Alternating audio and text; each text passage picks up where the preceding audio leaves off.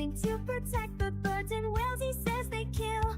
But don't believe that story, it's really just a shill. He just did not want to see them wild golfing on Scottish hills. A hoax, he said it's all a hoax. When at a press conference or with Milky strokes, changing a storm path with black marker strokes. Confronted with the truth, they say it's all a hoax. Casting mail-in ballots is something that he's done. Now he wants to ban them for each and every one. He claims it's for integrity in each election, but he won't believe the results unless it's him that's won. A hoax, he says it's all a hoax. When at a press conference or with Milky strokes, they'll fool you with distractions like real sugar and cokes. Confronted with the truth, he'll say it's all a hoax.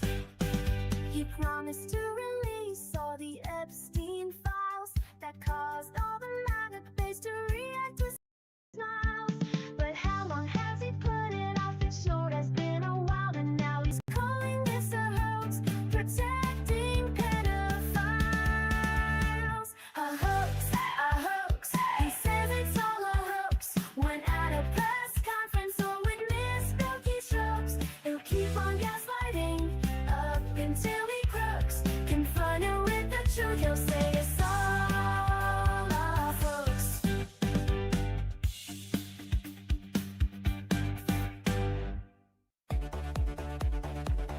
Trump piled debt, trillions tall. Promised Mexico would fund that wall. Praised dictators, said they're strong. Had Joe done it, they'd say he's wrong. Had Biden done it, MAGA would flip. Had Biden done it, whole numbers would flip. Had Biden done it, they'd scream foul play. But Trump did it, so it must be okay. Go through crises, storms and war. Called soldiers losers who died in war. Hire his kids to run DC. If it was Hunter, they'd scream treachery. Had Biden done it, MAGA would flip. Had Biden done it, whole numbers would slip. Had Biden done it, Fox News would say invade. But Trump did it, so it must be okay. Love Kim Jong-un, he wrote love letters that take the guns first, lose those rights forever. Signed you spending bills with glee. Had Joe done that, it'd be tyranny. Had Biden done it, MAGA would flip. Had Biden done it, whole numbers would slip. Had Biden done it, they child up today. But Trump did it, so it must be okay. Kept secret files, countless untold. Said Putin's word was good as gold. Invited the Taliban to come to U.S. soil. If Joe had done that, they'd all recoil. Had Biden done it, MAGA would flip. Had Biden done it, whole numbers would slip. Had Biden done it, they'd want him to pay. But Trump did it, so it must be okay. Double standards loud and clear. Rules for Trump, but not for peers. What they call treason, if Joe's the name, is patriotism when Donald's to blame. Had Biden done it, MAGA would flip. Had Biden done it, whole numbers would slip. Had Biden done it, they'd shout no way. But Trump did it, so it must be okay.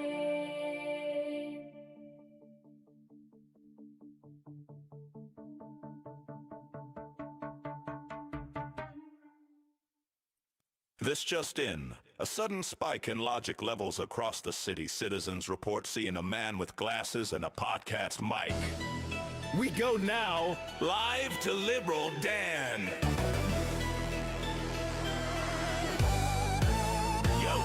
gonna call when Nazi writings on the wall? Call your man Liberal Dan, cause you know we got a plan. The right wing talking shit, but he ain't about to quit. He'll take his proton pack and zap your logic cause it's whack. So who you gonna call when the writing's on the wall?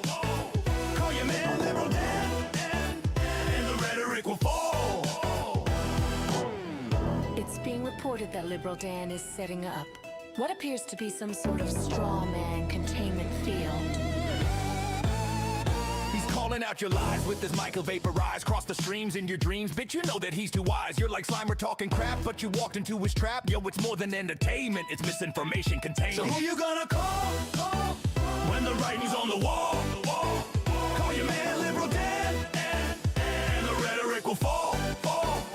The Statue Liberty, the writing you can see. So bring the huddled masses, it's a war of the classes. While Trump may think he's Vigo, Dan can cut through that ego. He's got the facts to prove him wrong, got that logic like Egon. Your logic is a ghost, cause you know this chick is toast. When you follow MTG, it's conspiracy, you'll see. There's no need to taser, he's got wit like Occam's razor. Liberal Dan cuts those lies with his Jewish face laser. It's unbelievable. Liberal Dan just used the literal dog whistle to lure a large group of internet trolls into what is being called a self-collapsing rhetoric singularity. In all my years of reporting, I've never seen anything like this. So don't call to be a heckler, you ain't no Judge Rexler. He'll bust you like Scolary, cause your logic's looking hairy. Right-wing callers think they're cool, but they sounding just like Zool. You the dog, he the man, and yo, his name is Liberal Dan. So who you gonna call when the writing's on the wall? Call your man Liberal Dan, and the rhetoric will fall. Liberal Dan, Liberal Dan, Liberal Dan.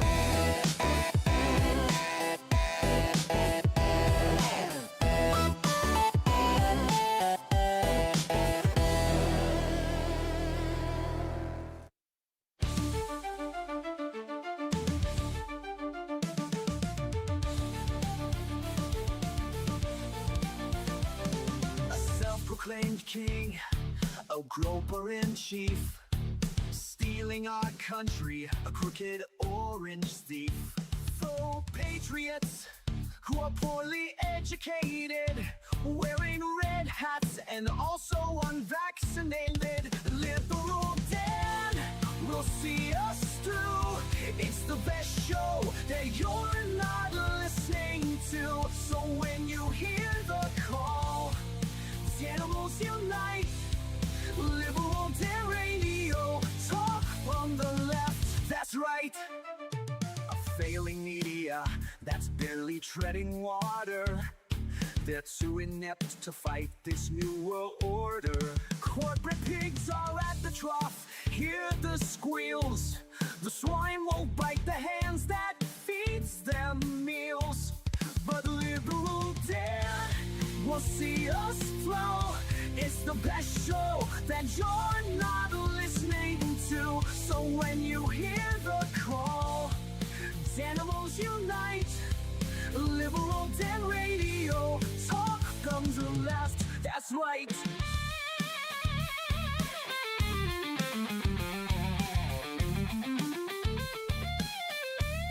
A leftist voice on air, exposing MAGA treason, breaking through their lies with facts, logic, and reason.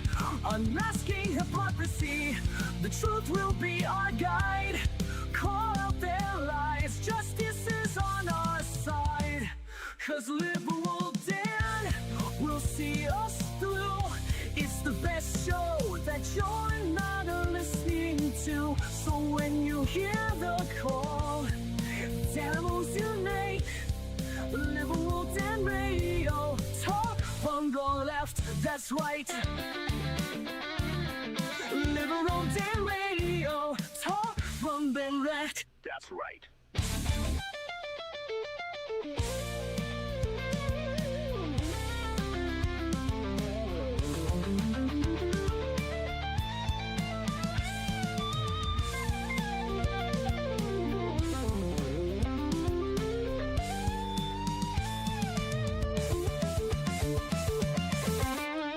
And welcome back to Liberal Dan Radio, Talk from the Left. That's right. This is your host, Dan Zimmerman, coming at you live from New Orleans, Louisiana.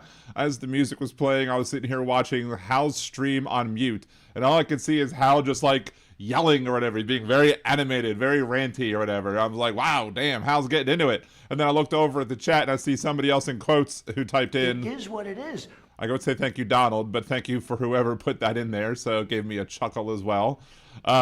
So hey, over there in Twitchland or Willoughby, atrocious at every game.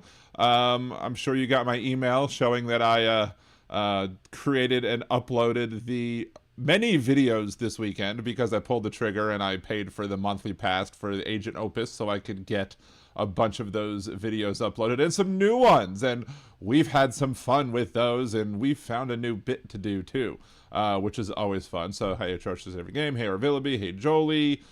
Hey, Aaron, Mod Squad, everybody over on YouTube. I'm just trying to scroll up Hal's chat on YouTube to say hi to people. I'm like, wait, these people aren't in my chat. What's up, Jolie and Josh? Teresa, good to see you. Let's see, who else? Steve from across the pond. If it's no Scottish, it's crap.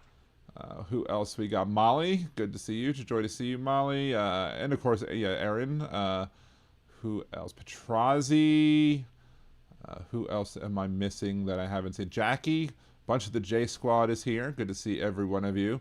Where's Trucker John? Trucker John, one of the J Squad, because he's John, even though it's Trucker John, right? Christine, I'm sorry. Good to see you as well. Alton Gillespie's here. Dawn, thank you everybody for joining up. Dan, I think MTG finally realized she feverishly supported Jeffrey Epstein's ringmen. Yeah, I mean, took her long enough. Took anybody who didn't see those pictures. I mean, you should have seen those pictures. I mean, you're sitting there, Donald Trump's all pointing, you know, and Epstein is pointing, and they're laughing, having a good time, and, you know, nobody on the MAGA side wanted to admit that there was at least somewhat Jolie. I'm sorry, not Jolie, but Joel-ish, like fishy, because, you know, the Joel Fish thing. Haha, get it? Anyway, so Hal thinks she knew. I think she was oblivious of most things after she found out it was much to her. She's a nut job. I can't even imagine a mother would be okay with any of that. Well, I mean, would you think a mother would be okay with somebody who openly admitted to grabbing people by the hoo-ha? I mean, look, I'll give you that there are people who have lines, and some people, their lines have been crossed already, and some people, the line still hasn't been crossed. And there are some people for whom it pretty much would be impossible for those lines to be crossed. One of those people is a caller to Jeff Carosho, and I will be playing a almost longest possible words of redneck wisdom possible in a little bit. We'll be playing that in a little bit, because we're still maintaining our current bits that we've done forever, because we love Words of Redneck Wisdom, we love Hypocrite of the Week, we love all that stuff, but we're adding some new stuff over there. Apparently 78 people didn't view it as a red line, at least not yet, but still, we'll see how the fall elections go, and we have some audio about one of the candidates in the fall election that we did speak about the other day as well, and we're going to be talking about that too. It was Teresa's birthday the other day. Happy birthday to you. Happy birthday to you. Happy birthday, Teresa. Happy birthday to you. And many more. Anyway, so there you go. Big hook, because I Dan. Because I Dan so far away. I just Dan all night and day. I don't know what to go. what to put in there. There's got to be some funny thing to throw in there. I don't know, but, you know, I was like, what? Because I Dan. I'm like, oh, okay, I see what you're going for. There you go. Anyway, to be honest, I'm not as hopeful. Pod Save My Trust Fund bros are doing their damnedest to support the Nazi tattoo guy, and Carville some other morons behind James. I agree with Lowen Barber that Biden sucks. Talarico.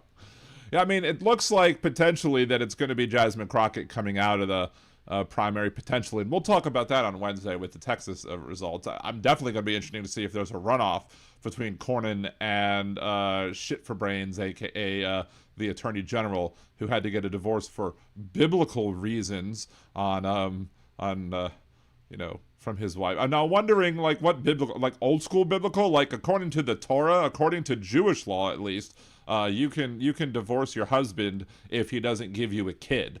And not like Epstein giving you a kid, like, giving you a kid overall. But, like helping impregnate you, so to speak. That's a legitimate reason under Jewish law to get a divorce, or in Jewish law, it's called a get. So you get a get.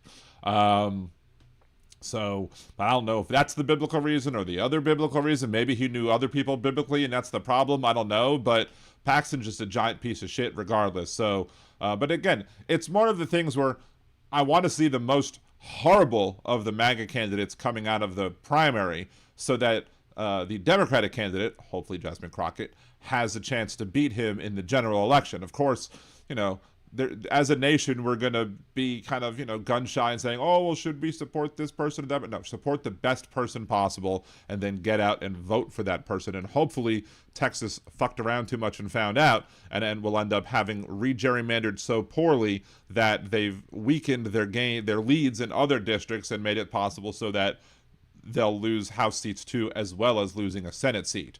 So, hey, Sparkler 8 is coming in. Thank you so much. Or wait. Sparkling Twitch is coming in soon. Okay, in a bit. Church Said Every Game made it seem like it was coming in immediately, but Can't Stop Lying is telling the truth. But thank you for the impending incoming Sparkler raids. So thank you so much for that. Let's see. Dan, I don't agree. If the worst MAGA approves the primary, the shit for brains median voter may actually vote for them again like they did. Look. Again, we talked about that last show. It's a gamble, but like to me, if somebody's more moderate, which is really weird calling Cornyn a moderate, if somebody's more moderate, maybe those centrist folks will have more of an easier time doing that. Like Cornyn was sitting there in some commercial or some ad talking about how Ronald Reagan said, if somebody agrees with me 80% of the time, I will view that person as a friend.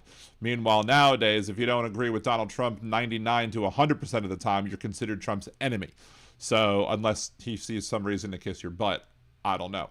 But so that's the thing. So the more centrist you are, I think the more likely you are to draw centrists, where the more conservative MAGA you are, the way out MAGA types that you are, and especially with your baggage like Paxton has, we got to see. Again, we'll see how it turns out. I have no say in what goes on in the GOP primary in Texas. We can only hope that in the general election that the Texas voters will do a much better job. So I feel like we were going to get a Republican in Texas anyway. I'd rather have Romney style than another fucking Cruz. Now, see, again, I just got to disagree mildly with that one, simply because of the fact that, I mean, most of the people, I mean, it's fun watching Cassidy trying to squirm in Louisiana. It's fun watching him trying to just, weasel his way around. How do I get support from the people who support the guy that I voted to impeach? Like, everyone's like, well, you should get him, right? He's the most reasonable one. But I'm like, nah.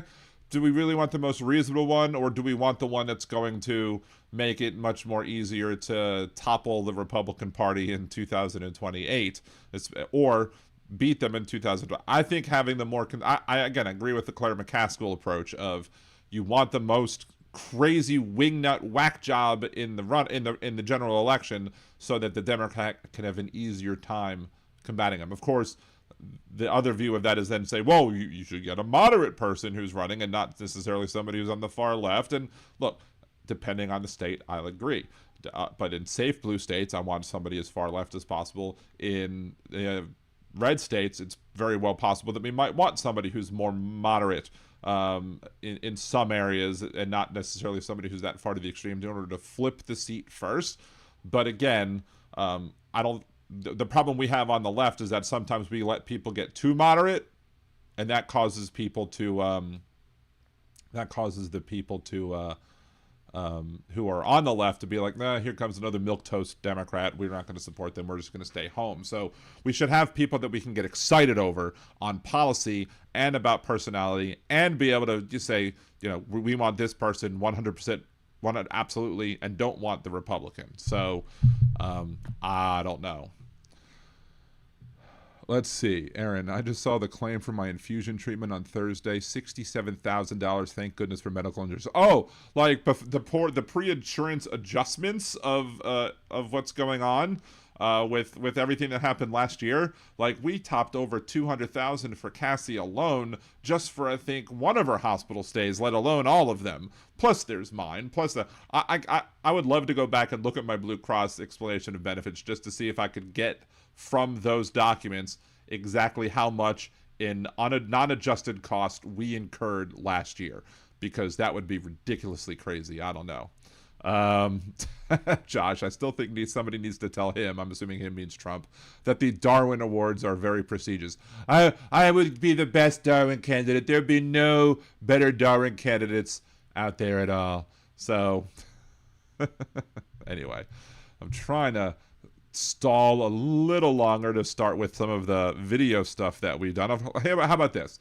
We will start now playing one of the videos that I created, because we have this.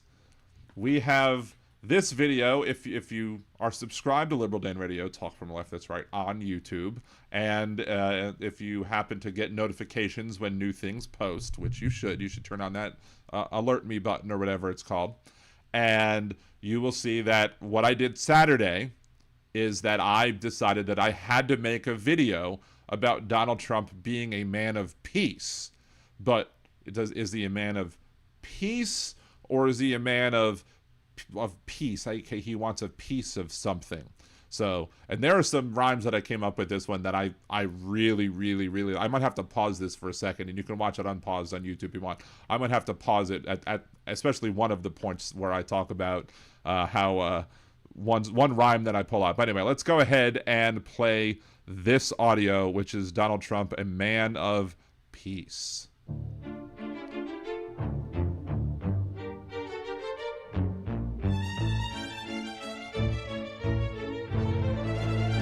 Trump said he'd stop forever wars, and peace is what he'd send.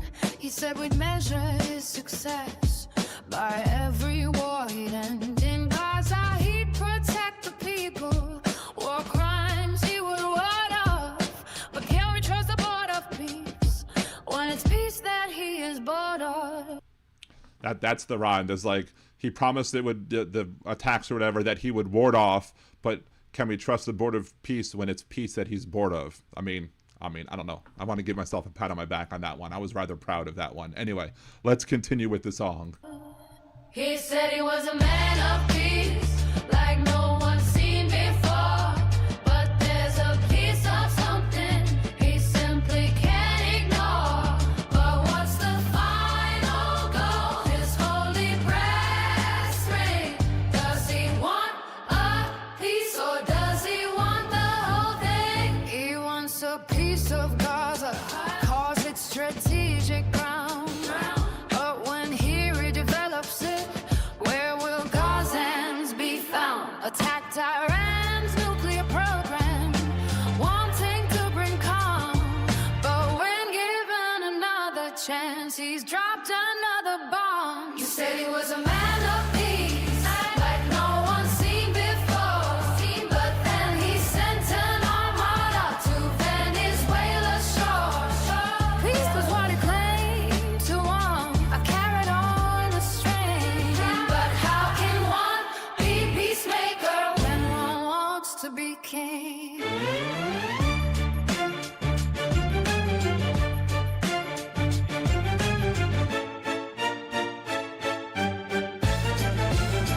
He wants a piece of the courts till the rulings lean. A piece of all the media till truth cannot be seen. A piece of the land to the north, a huge 51st state. A piece of that land of green, he thinks that would be great. A piece of that Nobel Award, a very peaceful pride. A piece of every nation, cutting them up like pie.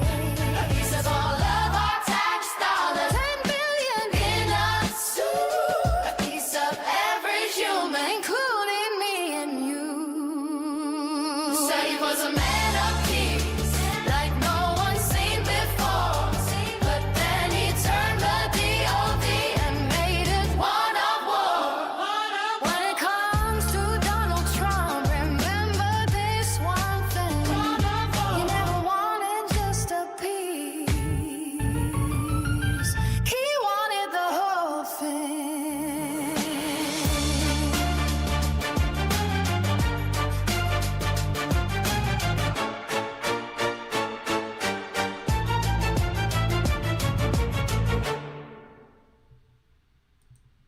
I don't know why Donald Trump only has one hand there, why one hand is broken off, whatever. Again, AI is not completely perfect. I mean, you had the 51st state going over Greenland instead of Canada, but, you know, I'll take it. You know, it worked really well. It is what it is. Thank you, Donald. So thank you, Jackie, for appreciating the video. But yeah, so let's see, Steve, the big hook, he fucked the country decades to come. No point in trusting and hoping the next Republican won't do the same. There's only so many times we'll change international agreements. Exactly. So so that was made on Saturday. That was just made on Saturday. Like I woke up Saturday morning hearing about how we attacked Iran, and then by the end of the day, that was produced. I wrote the lyrics, or I had a little help with ChatGPT, but it was kind of having to force its hand, and then I had to go in through and change about half of it anyway, just because of the fact that it wasn't giving me what I wanted, so I had to go in and do it myself, like Thanos. And so I then you know, plugged it into the Ancient Opus to make the new video, and there we go. We have that. So Hal's still laughing over it. MTG over there, old 6B. So, but yes, that is available currently on liberaldanradio.com, aka the YouTube channel, youtube.com/liberaldanradio. So you can share that with your friends as well. I was shook. I actually looked at my views today on the new video that we've seen already, but the video for If Trump Can't See It, and it has over 600 views already. And I'm like, this never really happens with any of my videos. So what I also was doing is that every time I posted a video, I plugged the lyrics into ChatGPT, and I said, hey, ChatGPT, write me a video description and a video title that will get me millions of views. So, I mean, I'm sure I'm not going to get millions of views, but, you know, why not aim high, right? And apparently it seems to work a little bit because it's getting some of the traction. So this is what AI is supposed to be used for, not the other bullshit that, you know, is going to cause Skynet and, you know, help us, you know, finish off World War III or whatever. But anyway, Big Hook says, no evidence of an imminent threat given. Isn't that grounds for impeachment? You would think so, but again, we have the Republican Party who's in control of both houses of Congress, and as such, they're not going to kiss anything other than his ass. They're going to make sure that he can continue to get away with the crap that he's going to get away with. Now, 9 years ago, almost to the day, like last week, 9 years ago, Donald Trump said that, you know, healthcare, no one ever knew how healthcare can be so complicated. No one could know how complex healthcare is, and that's one of many of the examples of Donald Trump saying that nobody knew what this was, what it's about. Nobody knew how big this was going to be. Nobody knew how well the economy was going to go. Nobody knew. But everybody knew. And somebody over on Twitch, I do forget who it is. I'm sorry to the individual. I don't think they're watching right now. Actually, let's wait for that. Let's wait for the sparkler raid to come in, and we'll do something else. We'll talk about something else first, and then we'll go back to the nobody knew, just in case it was one of the sparklers, right? So, but we have another clip, another bit, something else going on. Or it's more than a 2-for-1 special. It's more than 2 for Tuesday. Or maybe it is 2 for Tuesday, because you're going to get 2 songs, but then you're going to get 2 other videos as well. Because you know how Prager has PragerU, like Dennis Prager and his website has PragerU, and they try and teach everybody how, oh, this is PragerU, blah, blah, blah, blah, blah. Well, we now have Liberal Dan U on liberaldanradio.com, the YouTube channel. It's a new playlist, and I want you to just pay attention to very one specific thing as just listen to who you think is narrating, and we'll get back to that in a second. But we have, hold on, let's move me over a smidge so and I'm not blocking. I'll just move myself over this way as well, I guess. Anyway, so here is a video that I created, and basically it's the whole Obama. Why did Obama not codify Roe v. Wade? And we've discussed this on the show before, but this was ridiculously easy to do. I basically went into ChatGPT. I was like, look, here are the points that I want to make. Like like, actually, let me read from that as well, because I think that's kind of important. Hold on. So let's open that up real quick, and then Obama and Roe v. Wade. So what I did, I typed this into ChatGPT. People often berate President Obama for not codifying Roe v. Wade. I often have to write an essay whenever I have to deal with that online, with how many people get these facts mistaken. They say Obama had a Democratic-controlled Congress, which is true, but they forget certain key parts, like the majority of the House is pro-life, almost all Republicans. Even if it did pass the House, how would it pass the Senate? All the different people in the Senate who came in and out or whatever. And then go into how in Alito's Dobbs v. Jackson ruling, he basically said that abortion isn't mentioned, and therefore it's there's no right to it, yada yada yada. So it's like, what I'm looking for is a text that someone could read as a narrator for a video that would include all of these facts in a succinct way that is clear and easy to understand for most people. So I went ahead and hit created. I made a couple of edits to that. I threw it into the Agent Opus, the thing that I used to make the music videos, and we get this video in response. Claimed Democrats controlled Congress in 2009. Why is it not? Let's reload. How about we do it this way? Oh, no. Claimed now, Democrats controlled. When people criticize Barack Obama for not codifying Roe v. Wade, they often claim Democrats controlled Congress in 2009. That's true, but the reality was far more complicated. In the House, Democrats had a large majority, but it wasn't uniformly pro-choice. Many represented conservative districts and opposed abortion rights, making passage of sweeping federal protections unlikely. In the Senate, the math was even trickier. Breaking a filibuster required 60 votes, but Democrats only briefly reached that number. Al Franken wasn't sworn in until July 2009, and Ted Kennedy's death in August reduced the caucus. Paul Kirk's temporary appointment restored the 60-vote count, but that window closed when Scott Brown won Kennedy's seat in early 2010. Even during those short periods, Congress was often in recess or focused on other priorities like the Affordable Care Act, so the actual days with a functioning 60-vote Senate were limited. And even with 60 Democrats, not all supported codifying Roe. Several senators were publicly anti-abortion or favored restrictions, meaning just one or two defections could doom any bill. Having 60 senators in your party isn't the same as having 60 votes for a specific law. Legally, the Dobbs decision later argued abortion isn't mentioned in the Constitution, and the court rejected the broader reasoning that underpinned Roe. Critics cite the Ninth Amendment, but the Dobbs majority was skeptical of unenumerated rights. So even if Congress had passed a law, it likely would have faced constitutional challenges. The idea that Obama had a simple chance to codify Roe ignores the fragile political and legal realities of the time. History is rarely as straightforward as it seems. All right, there we go, and volume as well. So that is that. Would you believe that was not me talking? That was AI doing my voice.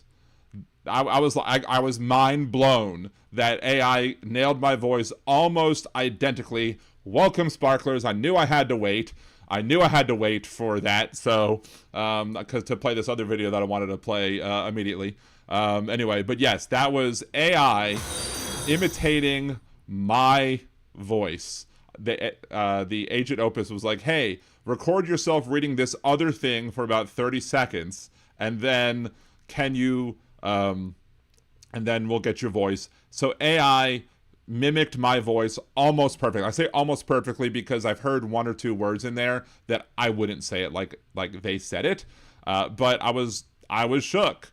But yeah, so that is the first video that was the first video that I used Agent Opus to create the new thing called Liberal Dan U, to kind of mock the whole PragerU whilst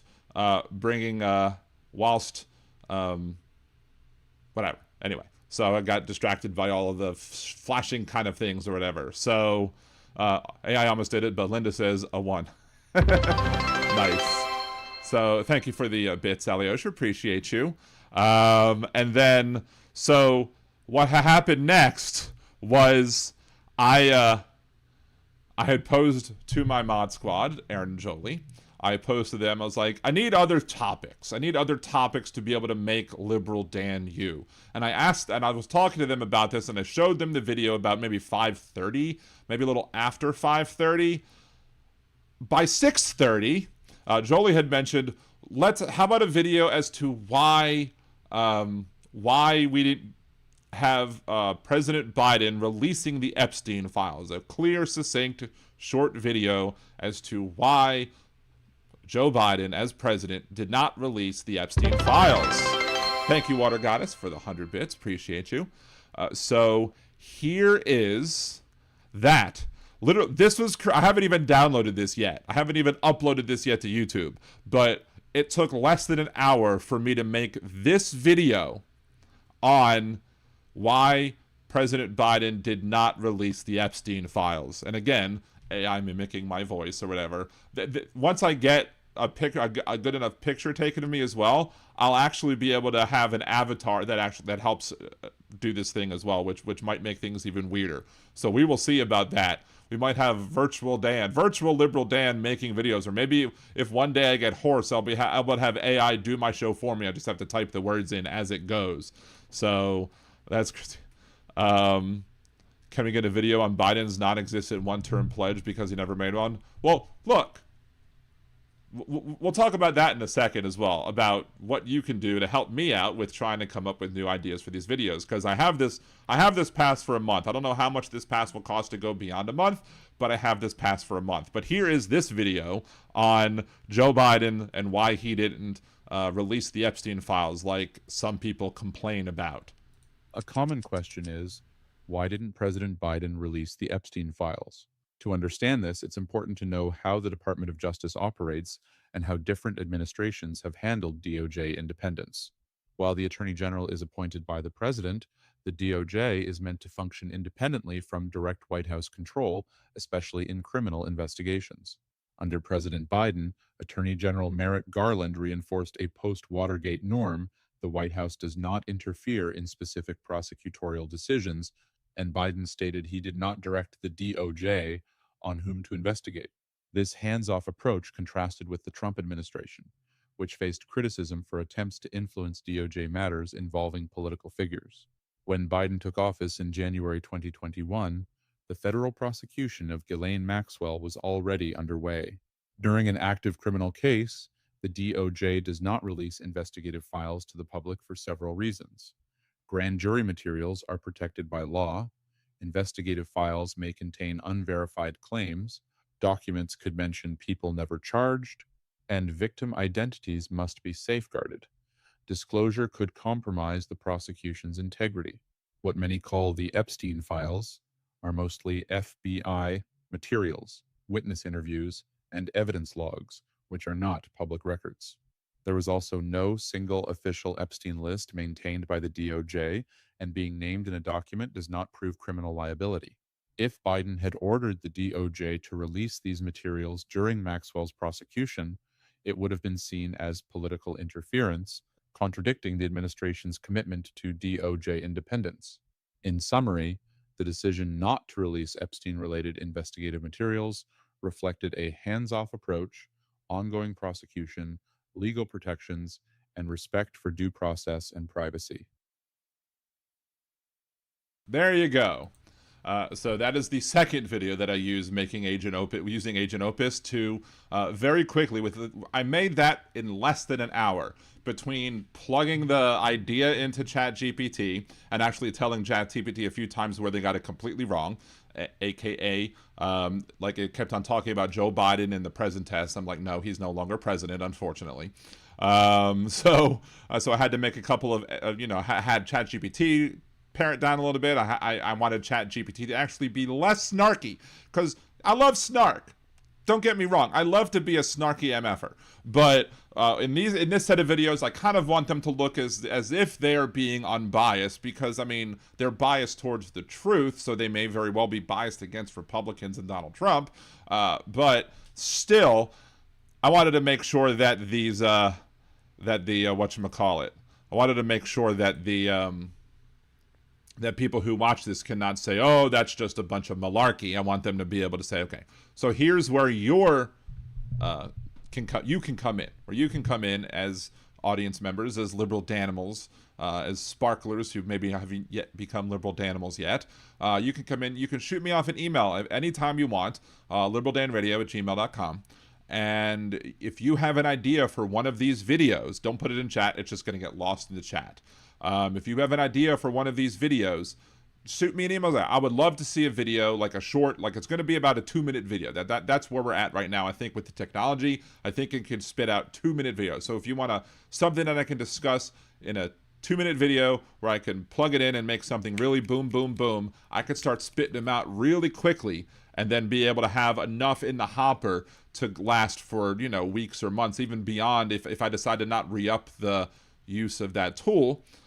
We can be able to do that as well. So I'm asking you, if you have anything that you would like to see me expound on from like a 30,000 foot view in a video such as that for Liberal Dan U, I would absolutely love it. And I'd love to give you credit as well. Like say, like, hey, thanks to so-and-so. Thanks for Church of Every Game for asking for bringing me this idea. Oh, wait, it's Impeccable Living. Oh, my. Good to see you, Impeccable Living. Thank you for joining. And thank you for everybody, all these sparklers and who have joined us over on YouTube as well. Appreciate everybody for coming along for the ride, seeing all of the wonderful things that AI can do. Now, I waited for the Sparkler Raid, specifically. Actually, first and foremost, before anybody else on Twitch who hasn't done this yet, let me go ahead and do 2 things. On Twitch, my son, I think, is 2 followers away from becoming Twitch affiliate. So if you're on Twitch, hit that real quick and give him a follow if you haven't done so, to help him become a Twitch affiliate as well. Apparently they reduced the requirement from 50 to 25, so he's at 23. He needs 2 more last time I checked. So, and who knows, maybe even if you get him to 50, that would be even better, right? And I guess there is also the other thing that I am still doing this one video contest. I think it's through the 5th. So if you haven't gone over to Instagram and liked this video over on Instagram, please make sure to do so. I'm pinning those to both the YouTube and Twitch links, so that if you haven't liked the Instagram video and you haven't shared it yet, or maybe you can share it again, I can try and win this contest. I think I would, if I could get like 100 people, like if everybody who currently is viewing this on YouTube and on Twitch went and liked it over on Instagram right now. Now don't leave, but just, open up Instagram at that link and like it. I would stand a good chance of coming in the top 10, I believe. So anyway, there was somebody, and I believe it was a Sparkler Raider, who came in. I think it was somebody over on Twitch, who wanted to see a music video about how President Trump says nobody ever knew. And like literally, this is the 9 years ago last week. Like literally, this happened like February 27th of 2017. When, thank you, 250 Kilo Ohm, for the subscription. Appreciate you. I think it was February 27th, 2017. So 9 years ago and a couple of days, where Donald Trump made the comment how nobody knew that healthcare would be so complicated. Nobody knew how hard and complex healthcare is. And so somebody over on the Twitch chat said that he would like to see a video of just that. Donald Trump saying things that nobody really ever knew. But we knew it. Right? We all knew these things that Donald Trump believed that nobody really knew. So between the last Sparkler Raid and I think it was Friday, I think I was finished with it, or maybe I was finished with it Friday, maybe I was finished it a little earlier, I don't know. but I basically was going to have it drop tomorrow morning at 9. But for everybody watching live, you get to see the sneak peek. You get to see the sneak premiere of it first. Now, some of the people over on Patreon got to see some sneak peeks of everything before everything else because, you know, that's one of the benefits of being a Liberal Dan Radio patron. Patreon.com/LiberalDan or Patreon.LiberalDan.com. Either way gets you there. You can go check out and you'll get some bits early. Now, some bits you won't necessarily get early at all, but some bits you'll get early. So, let's go ahead and flip on over here to our newest song, or at least our newest to YouTube song, which will be dropping tomorrow morning. The We Knew, parodying Donald Trump and his quotes. So here you go. Here is We Knew.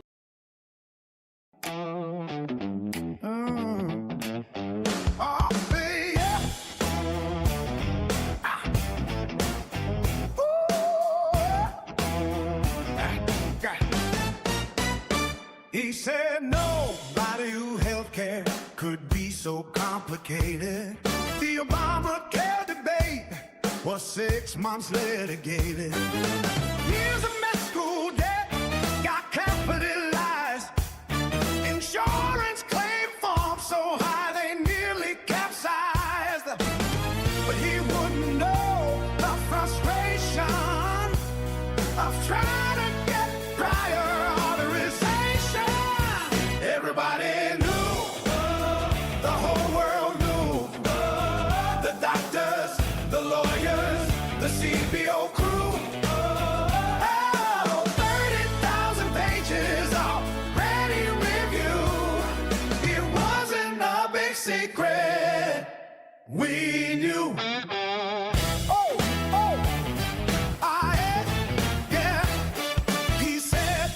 Don't realize Obama deported, but the porter-in-chief is what La Raza retorted.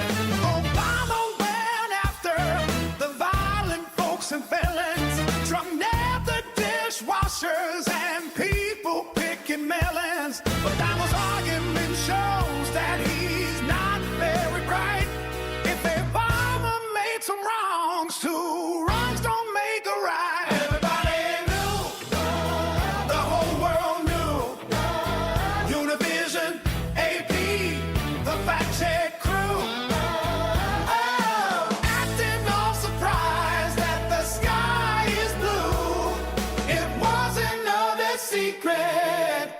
We knew. He asked who knew a virus could be so contagious. Virologists blinked at someone so outrageous. He was surprised at how many countries existed. No wonder when the virus spread, he the one who missed it. Spread a map, slit red in every deadly hue. World Health Memo said we already knew. Everybody knew. Oh, the whole world knew. Oh, the lab coats, the leaders, and we were with the flu. Oh, the nations of the world, more than 192. It wasn't a big secret. We knew. You unveiled oxygen like contraband air. Like 60. You sat down claiming to discover chairs. War called money was his big surprise. Iraq has oil. Can you believe your eyes? He said, we are divided. A surprise to no one thinking. And he was most surprised a Republican was Lincoln. Everybody knew, the whole world knew, the Christians, the Muslims, atheists, and the Jews. Oh, like being shot, they have animals at the zoo. It wasn't a big secret. We knew. Everybody knew. Everybody knew. Everybody knew. Everybody knew.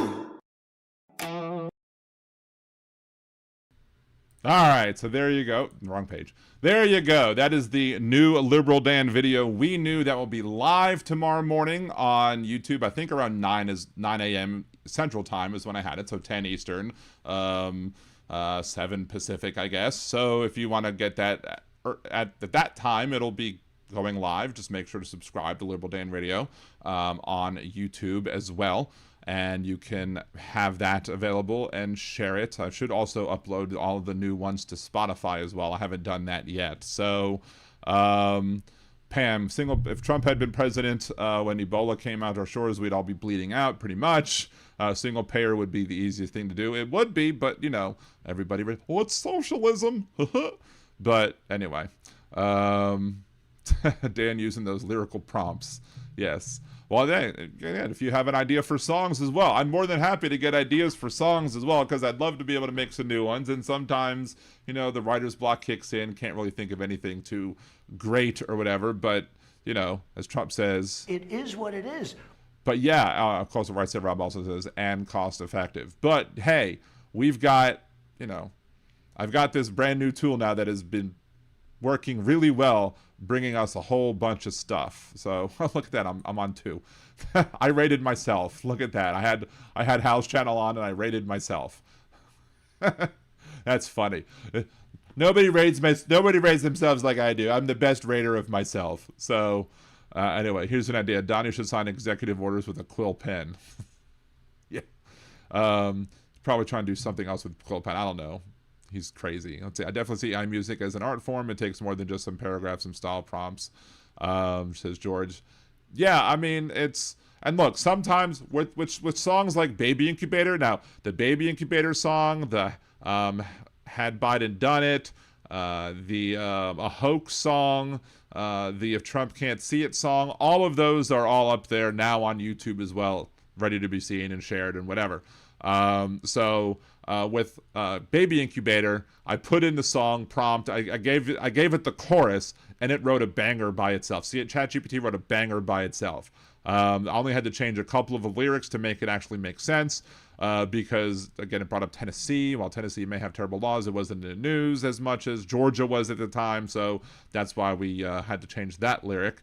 But in other songs, like, you know, Had Biden Done It, I basically just I asked ChatGPT for just some things that Trump did that would seem hypocritical, if, you know, where Republicans would hate it if Biden had done it, and then I wrote all the lyrics myself. With the other one with If Trump Can't See It, most of the lyrics were written by AI, but again, I had to edit some. I added some of the lines, especially the ending line of Trump got fined too over his gag order, but she didn't gag because she didn't gag because he was much shorter. That was also one of my unique lines or whatever. Anyway, so but all of those videos are available live on liberaldanradio.com, which is the link to the YouTube channel. So please check them out and share them as well. Make comments on them, like them, etc. Let's see. A Church City Game responds to Pam. I'm not sure if it's the easiest because I think the public option may get moderate Dems on board and it would make us 95% of the way there. It's much easier to get from a public option to single payer than whatever the existing show is to single payer. Look, I agree with that too, though.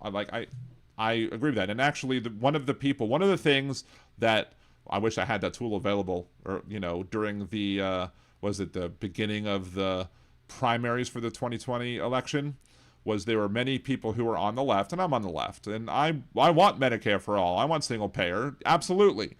But I'm not gonna, like Obama, won't let the perfect be the enemy of the good, or at least let my perfect be the enemy of the good. And people on the left were being like, yeah, but if you look at the polling data, you'll see that Medicare for all polls at like 77%. And I'm like, yes, that's great. Adding public option to the Affordable Care Act polls at like 81%.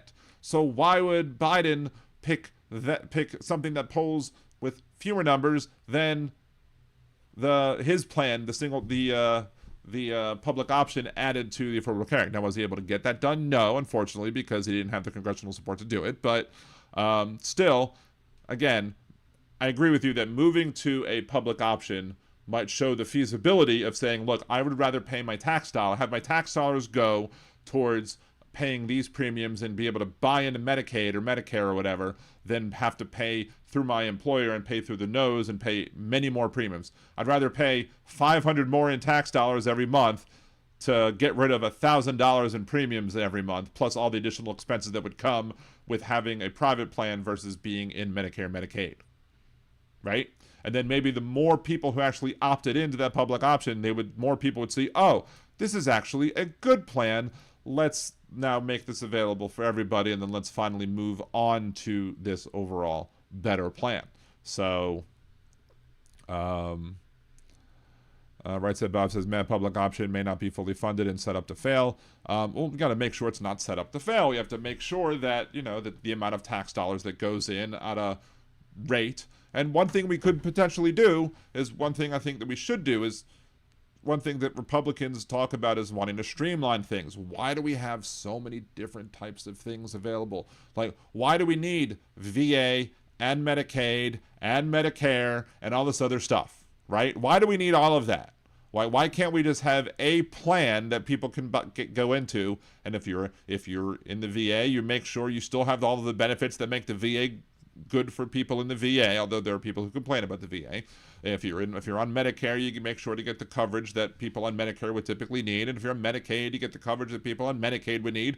Just put it under one organization, make it one larger pool, and you might have better results, because that's how pooling is supposed to work in the insurance industry. But people don't want to listen to Liberal Dan Radio talk from left to right, except for you wonderful people who are here with me. Thank you very much.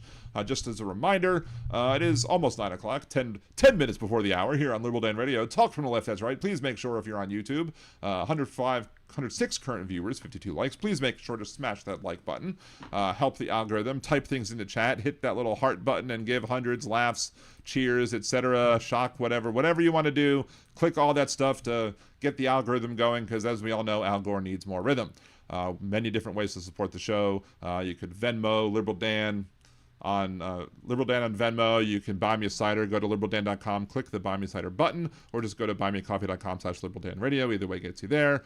Venmo is the most effective at the moment in getting more bang for your buck. But I mean, if there's also super chats, super stickers, gifting memberships to people, either on YouTube or on Twitch. If you have Amazon Prime, it doesn't cost you anything. Make sure to use that. If you're not using it for Hal, might as well use it for me, right? So all the different ways to support the show. But the most important thing, go on YouTube, comment on videos, like videos, share videos. Make sure that those videos, get all the algorithmic help. Because again, Al Gore needs more rhythm. And there's Liberal Dan Radio store that's linked to on pretty much every Liberal Dan Radio video at this point on YouTube. And you can click over there and you can get the Al Gore needs more rhythm. You can get the Melt Dice shirt. You can get the Man of La MAGA shirt as well. All the different shirts that you might have. If you have a new idea for a shirt as well, I'll be more than happy to, mock it up and make it for y'all as well. So, anyway, we do want to talk about this other thing real quick before we actually get to the point where I want to, start having Opus Clip actually clip my stuff. And that is for everybody who watches, who has come over on either of the raids. We do have on Liberal Dan Radio several pre-existing bits, not conditions, but bits that we do. And one of those bits is called Words of Redneck Wisdom. And the origins, or I'm sorry, as Donald Trump would say, the origins of the bit. The origins of the bit is that I used to there was some guy who went to some conservative conference, and it was a white racist dude, and he goes into this meeting of black conservatives trying to tell them why they should support Booker T. Washington versus Frederick Douglass. And one of the things, and they're like, well, Frederick Douglass is an amazing person. He even, when he fled to the North or whatever, he even wrote his slave owner and said, I forgive you. And this idiot was like, forgive you for what? He forgave him for what? For giving him a place to stay and food to eat? And they were like, oh, what the hell is wrong with this idiot? So that's what started Words of Redneck Wisdom. So I was like, I gotta be able to find some stuff from rednecks, to basically mock every week or whatever. And well, this is before I ever watched Hal's show when he had Ficus, and I would read from his blog, this guy's blog personally, and I would talk like this as if I was from the South, and really from the South, not just from Baltimore, which is, you know, below the Mason-Dixon line, but many people down here still consider them Yankees. You heard? You know what I mean? But then I started grabbing some clips from the show, Jeff Carrero's show, Ringside Politics, on the mornings. And there's one this weekend.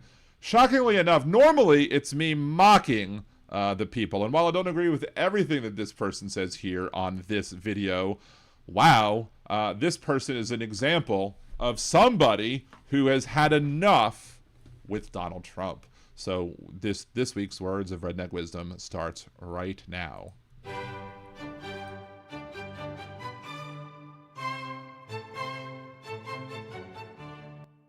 And now, Words of Redneck Wisdom, brought to you by Liberal Dan Radio.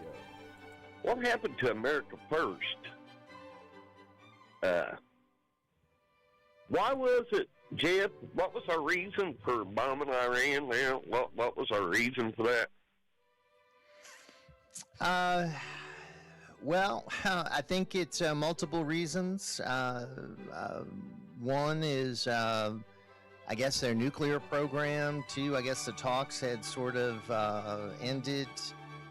Three, yeah. I guess ballistic missiles. I heard that as a reason.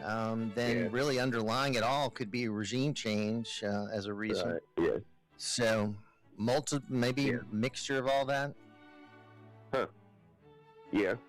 Why was it so urgent, though? I mean, I heard you and Jeff talking about how our phenomenal air superiority, and if they got all these missiles, weapons of mass destruction, I heard you say they didn't have nothing.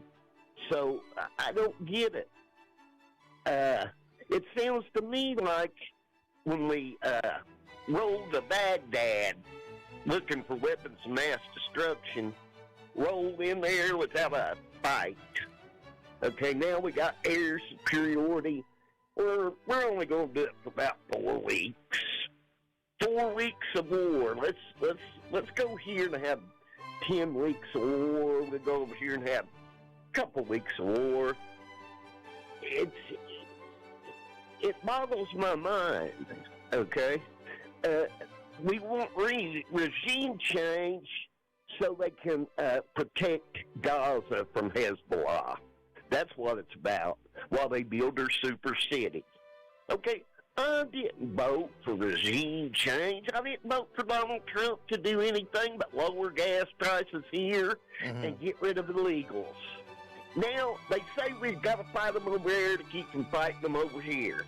Now, how many millions have we got over here that we're going to have to fight if this stuff escalates?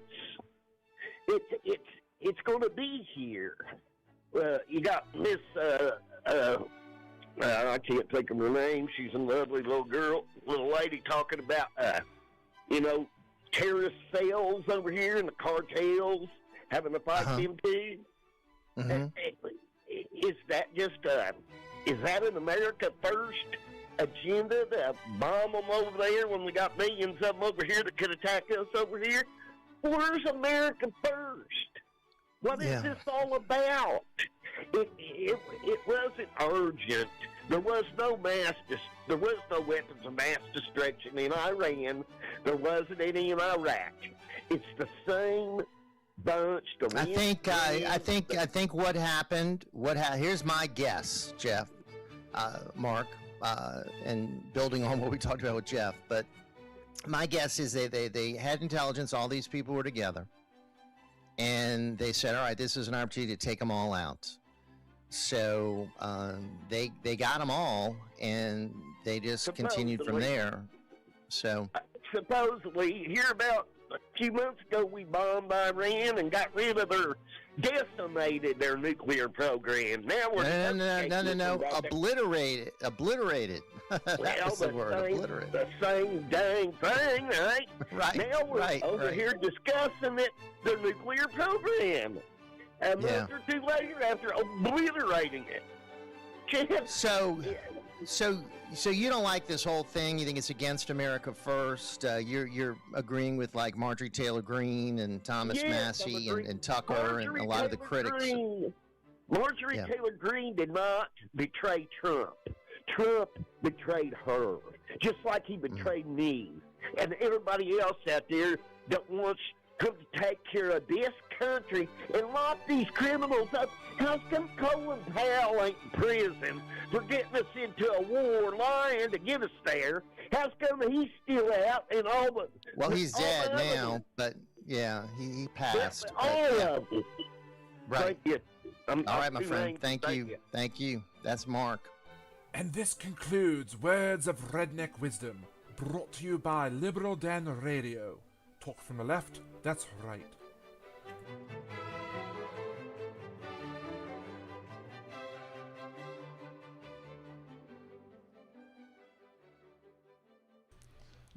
Now, I usually like to make fun of him, how he says Jeff and all the other stuff, but I mean, holy crap. That guy got most of it right, except wondering why Colin Powell wasn't in prison. Well, yeah, he dead. He dead, my brother. Thank you very much, Impeccable Living, for becoming a liberal Danimal. Appreciate you. You have helped the show in other ways, in the past, whatever. But yeah, so first of all, Big Hook's comment in chat, this is why cousins shouldn't marry. I'm like, good thing I was not on, I had my mic on. Good thing my mic was muted, because holy crap, that's hysterical. Very good one. You get lots of kudos for that one there, Big Hook. But yeah, the whole obliterated thing. I mean, even this guy from Indiana gets it. He absolutely gets it. I mean, maybe he said decimated instead of obliterated, but the point is that he understands that when Donald Trump says it was obliterated, that he was lying, because they weren't obliterated, because if they were obliterated, you wouldn't have to go in there and bomb them again, right? So, yeah. I mean, and this guy's saying MTG didn't betray Trump. Trump betrayed her, just like he betrayed this caller into this conservative radio show.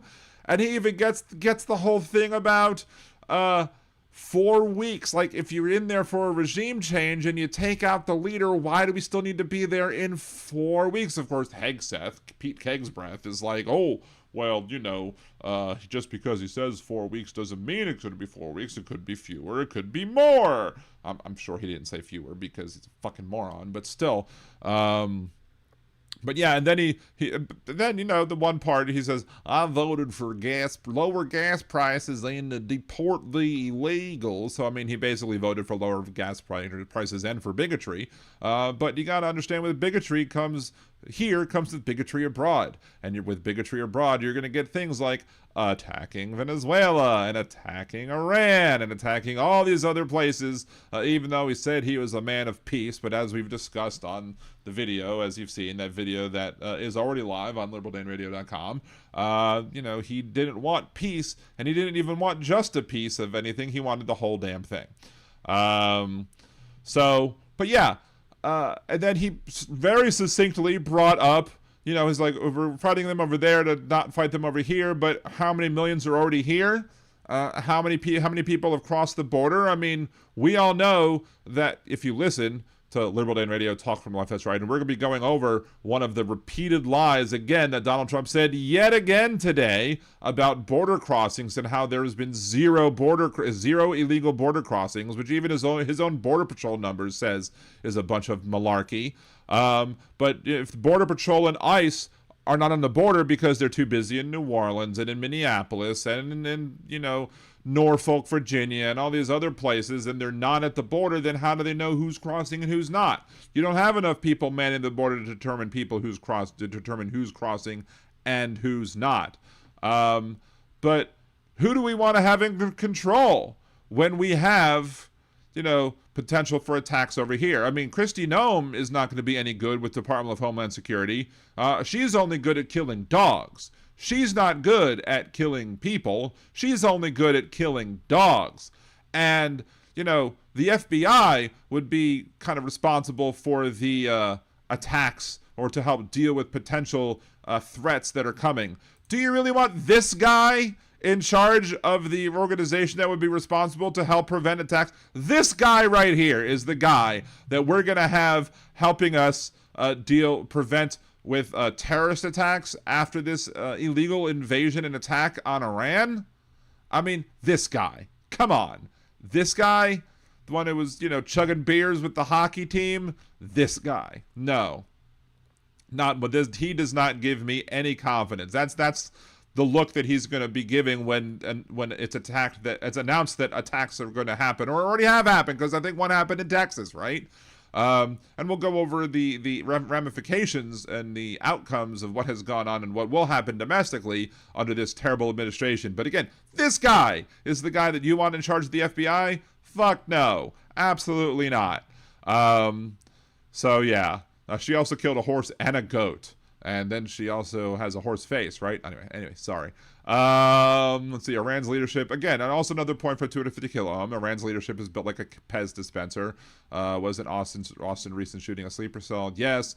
And yeah, I mean, we took out a chunk of the leaders, but I mean, there's intelligence that said, I mean, to think that Trump would actually use intelligence is just laughable, but there's intelligence that shows that they have the infrastructure of leadership set up so that if you replace one, if you get rid of one, another one will be able to pop up and be able to do the same job, because they're ready to go. They understand that being a terrorist nation, a terrorist sponsoring nation, you need to have the ability to have, regime change. Regime change means just you're changing the person at the top. You're not changing the ideology of the regime. So you have to go much harder and much deeper if you want to get rid of the regime. Of course, they'll say that they don't agree with regime change, but then it's a benefit that we do or whatever.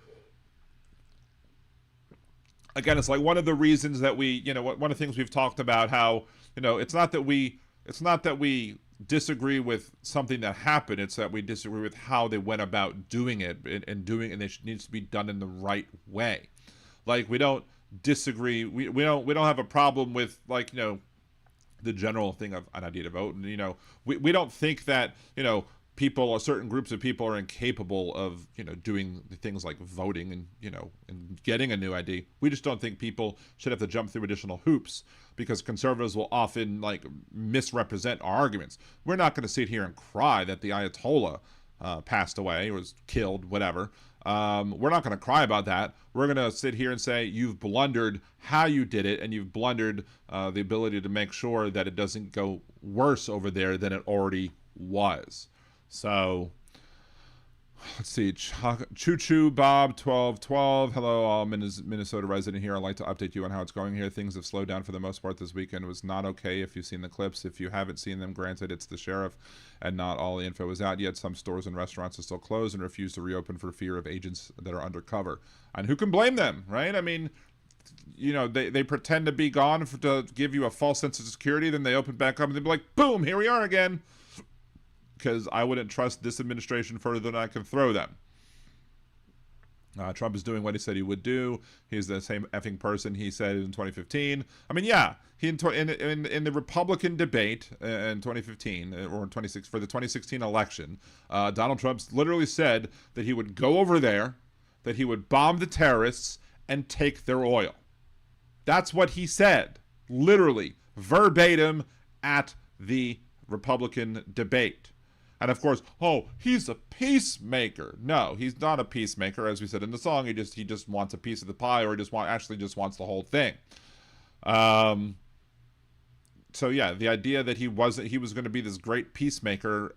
Every time somebody brings it up, I laugh at him. In fact, when I called into Jeff's show today, I was like, "Hey, he said this back in the 2016 campaign. Now you can't claim that you're to be a peacemaker if you want to bomb the terrorists and take their oil, and you even want to bomb and kill the families of the terrorists, which is just going to help breed more terrorism." But, again, nobody listens to Liberal Dan Radio talk from left, that's right, except for y'all wonderful people. Let's see. Let's see. And again, I'm not looking at what Church Certificate is saying, and we're on the same wavelengths, because he also said you have to take out their families. Exactly. Imagine if Biden said, if you had to take out their families. Had Biden done it, MAGA would flip. Had Biden done it, whole numbers would flip. Had Biden done it, that screen fell play. But Trump did it, so it must be okay. Susie goes, have you seen Tulsi's campaign ad from 2016? She played it out loud.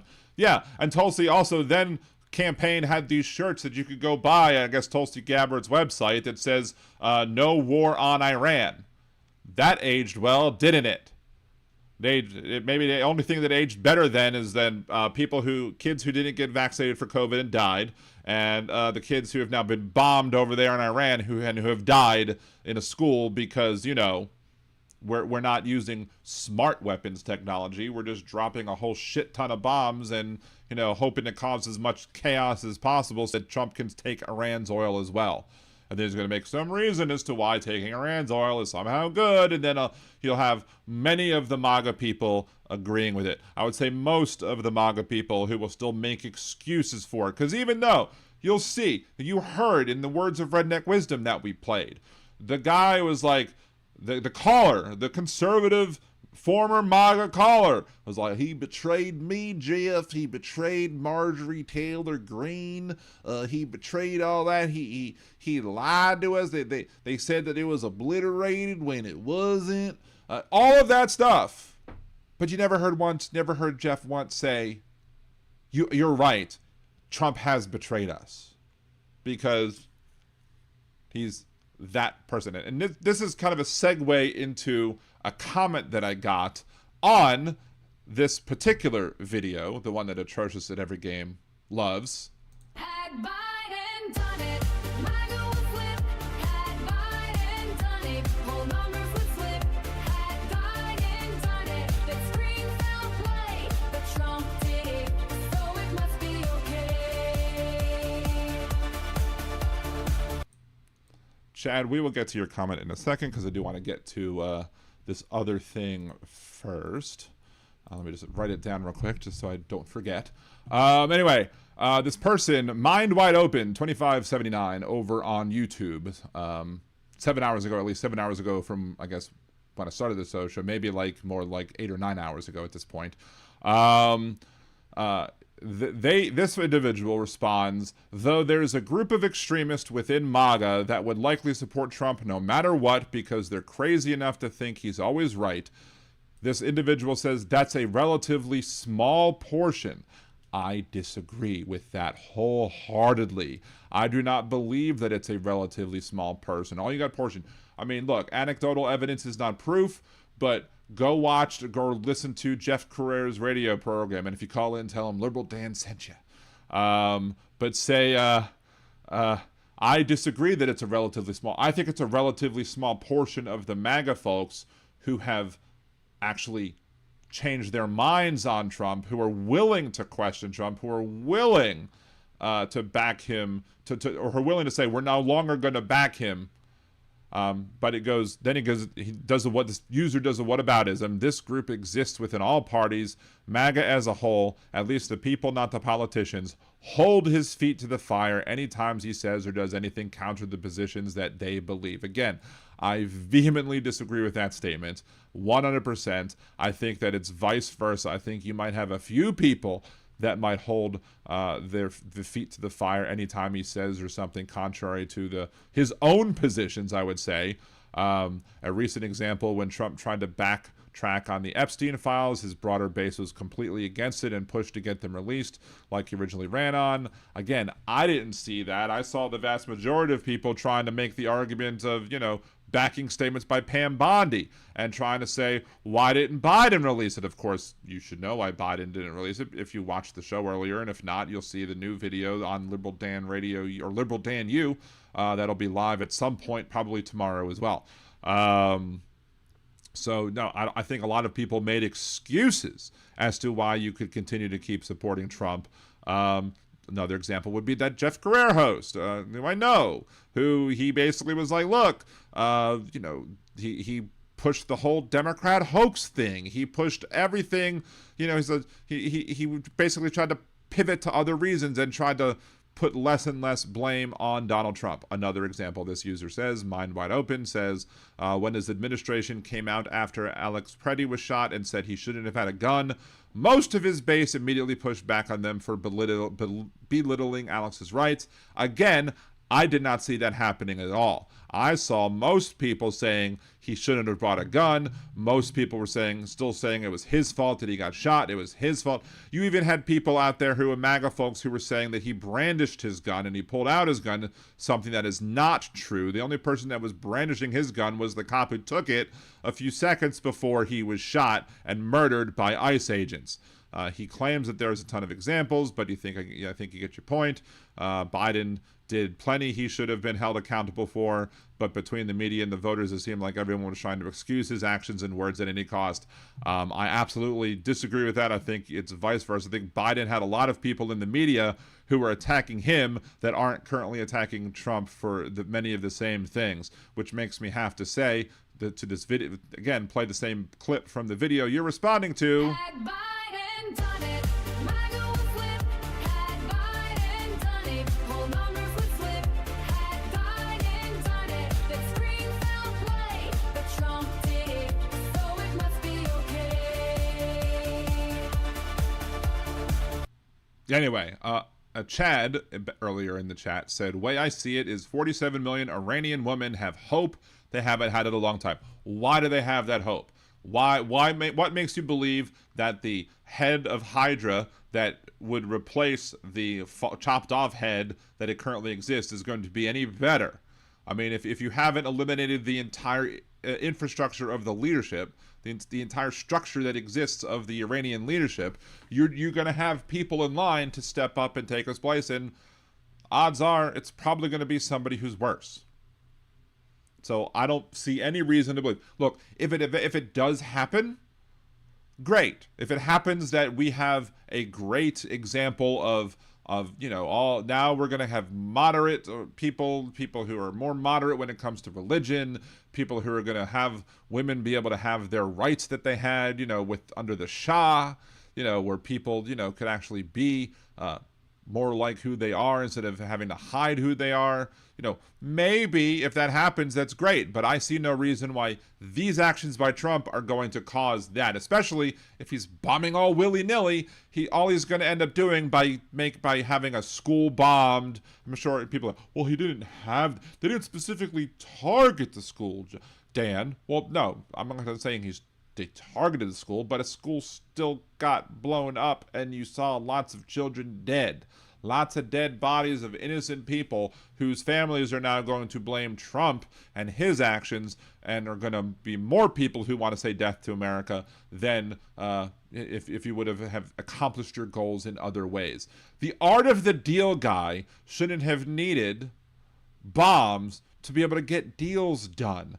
The art of the deal guy should have been able to negotiate a deal with Iran without having to risk a single life of any troop out there, without having to risk a single life of any pilot. Hell, we had pilots who were shot down in Kuwait from friendly fire. Now, supposedly, thankfully, the people were able to parachute out to safety and they were able to eject. But you still had other people, and Donald Trump's probably more upset about that the planes got shot down versus the people having their lives, actually protected by the ejection seat and the parachute that came afterwards. But we already have American deaths over there. American military has died because of this illegal action. And then, you have this Republican Congress who just absolutely will allow Donald Trump to do anything he wants to do. So the idea that the Congress will be able to stop this from happening is bullshit, even though what should happen is you should have Congress. A requirement of Congress should be Congress declares the war and then you do the war, versus vice versa, which is what we end up doing. Now, people are going to say, well, Obama bombed people. Yes, and there were people who were saying, people never criticize Obama for bombing people. Bullshit. People absolutely criticized Obama when he targeted people. Now, look, we're not going to sit here and nobody really complained about what happened with him going in and getting Osama bin Laden. I mean, Obama campaigned about going in and getting Osama bin Laden. That was his debate against McCain. He said, we will, if we have the opportunity to, we will take the opportunity, we will go in, we will get him, and we will hold him to justice. And he did exactly that. He kept his promise. And what happened when he said that? Because the Republican candidate said that we couldn't do it, many of the people in the Republican establishment and the Republican media were basically criticizing Obama for doing that. But he did it surgically, strategically. You didn't have many innocents dying because of it. It was a surgical, strategic attack that he was able to have accomplished via the Navy SEALs, and they did their job wonderfully, and Osama bin Laden got taken out. And you don't have people complaining about that, but you do have people who were criticizing him for his, unmanned drone strikes and all the other things, and people, there were innocents that got killed from, those drone strikes at parties because they were targeting, terrorist leaders. And again, people on the left were critical of Obama for doing that. And then people on the right wanted to claim that they were also against Obama doing that, but they can't logically claim to be against Obama doing that when they're now sitting there making excuses for Trump doing more than what Obama did as it pertained to that.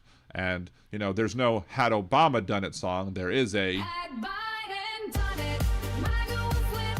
Had Biden done it, whole numbers would flip. Had Biden done it, the screen fell play. But Trump did it, so it must be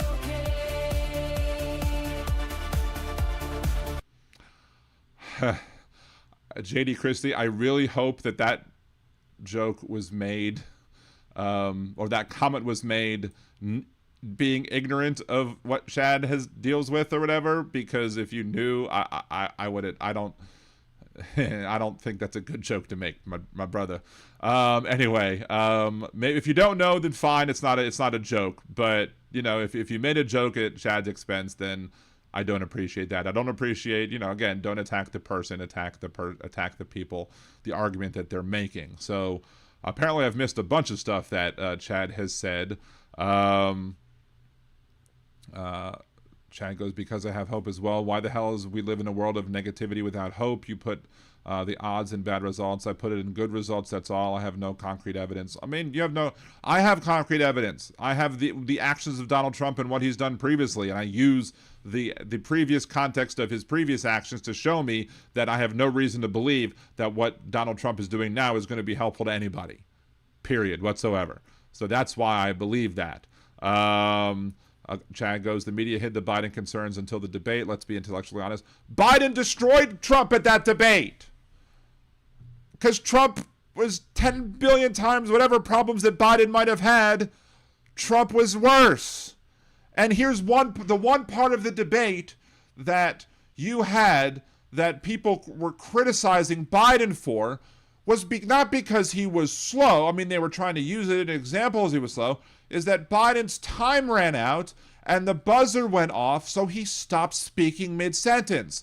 Like you're supposed to fucking do at a debate. He followed the rules of the debate and people use that against him. That's how much bullshit the media brings. That's why we've been critical of the media for a long time now on this show. Because they use his following the debate rules as an example of him being mentally incompetent. Meanwhile, Trump shits himself on stage and nobody says a goddamn word about it. That's the problem. Was Biden a little slower at the end of his presidency than maybe at the beginning? Maybe, because he's old. Donald Trump is even older and even shittier and even more horrible.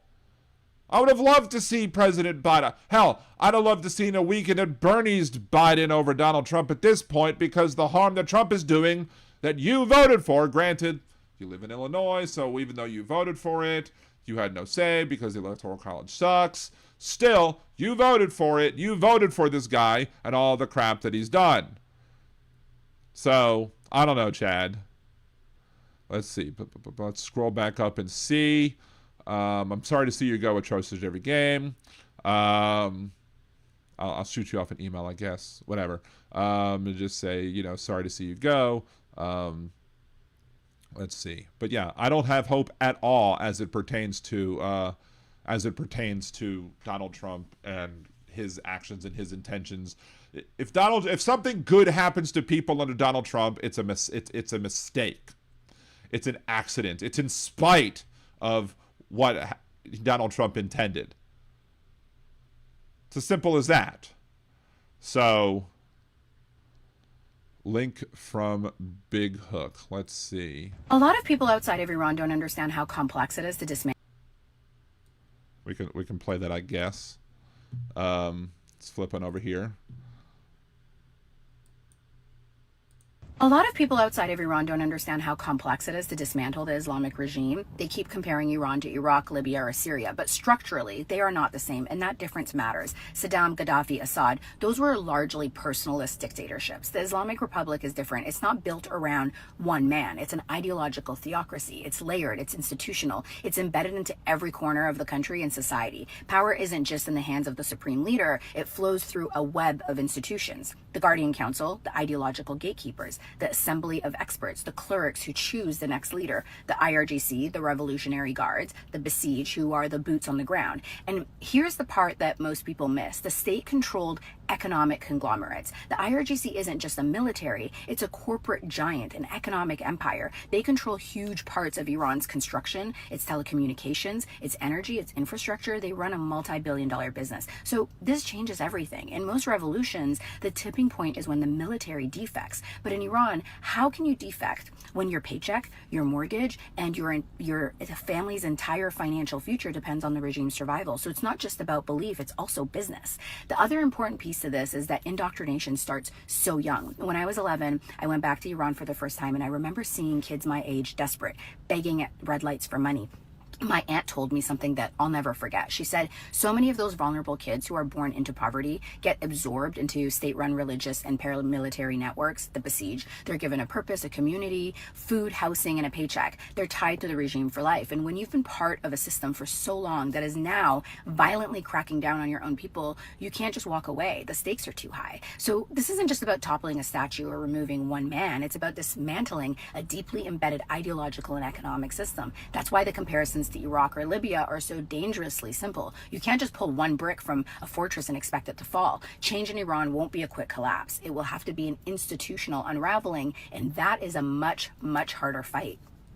But here's the thing, is that the people who are trying to claim that it could happen, I'm not disputing any of the points that are made, but the people you're trying to convince are people who can't handle complex arguments. They want simplicity.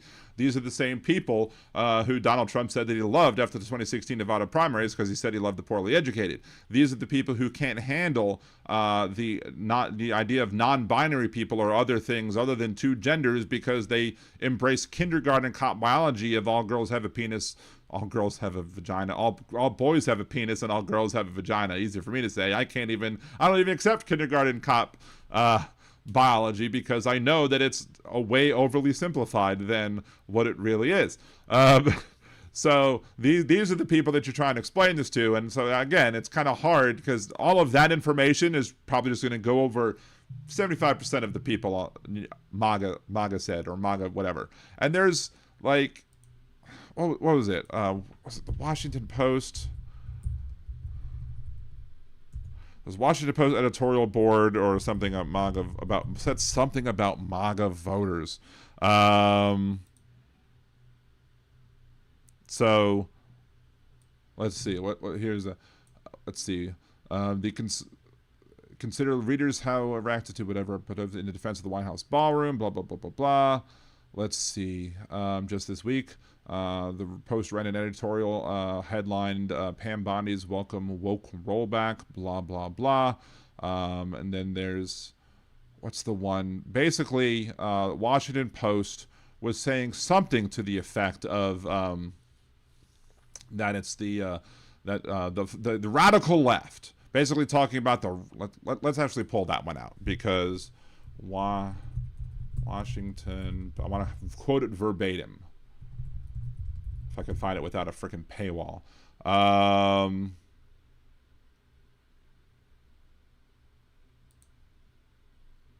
Democratic moderates warned, of course. Let's do that. Start reading.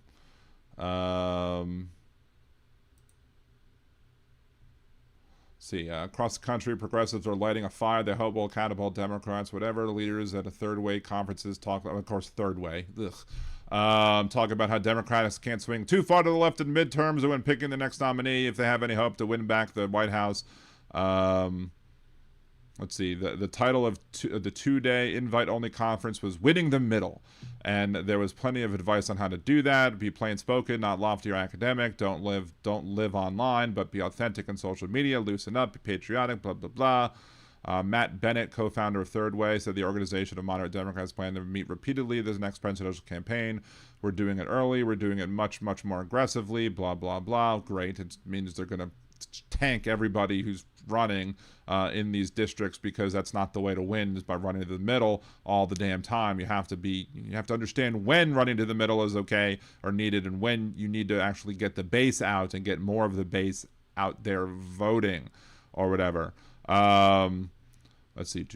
I'm trying to find exactly what it was it said. No, that's not the exact one. Let's see. It's on Facebook. Let me see if I can find it on Facebook, because I knew that it was there. And I did see it there. I might have shared it to my personal wall. Let me just go ahead and bring this up real quick. It's one of the things I wanted to get done, but I was too busy working on other stuff before.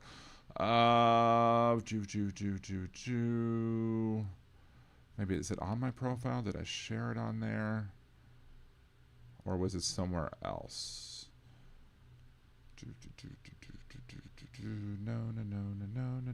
No, it's not there. God damn it.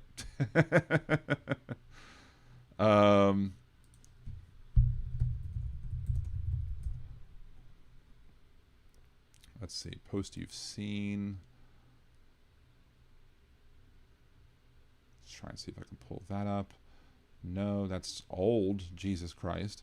Posts from, no, dates posted from this year. Maybe we can actually get it. Nope, not actually getting that as well either. God damn it. Anyway, but the point is that the point that they were trying to make simply is this, is that the people the radical left has to realize that when they are critical of Donald Trump, when they are critical of what Donald Trump has done, they're being critical of the people who voted for and support Donald Trump. Well, no shit, Sherlock. Absolutely. I have no problem with the idea of Democrats, of people understanding, or the people on the MAGA right. I have no problem with them understanding that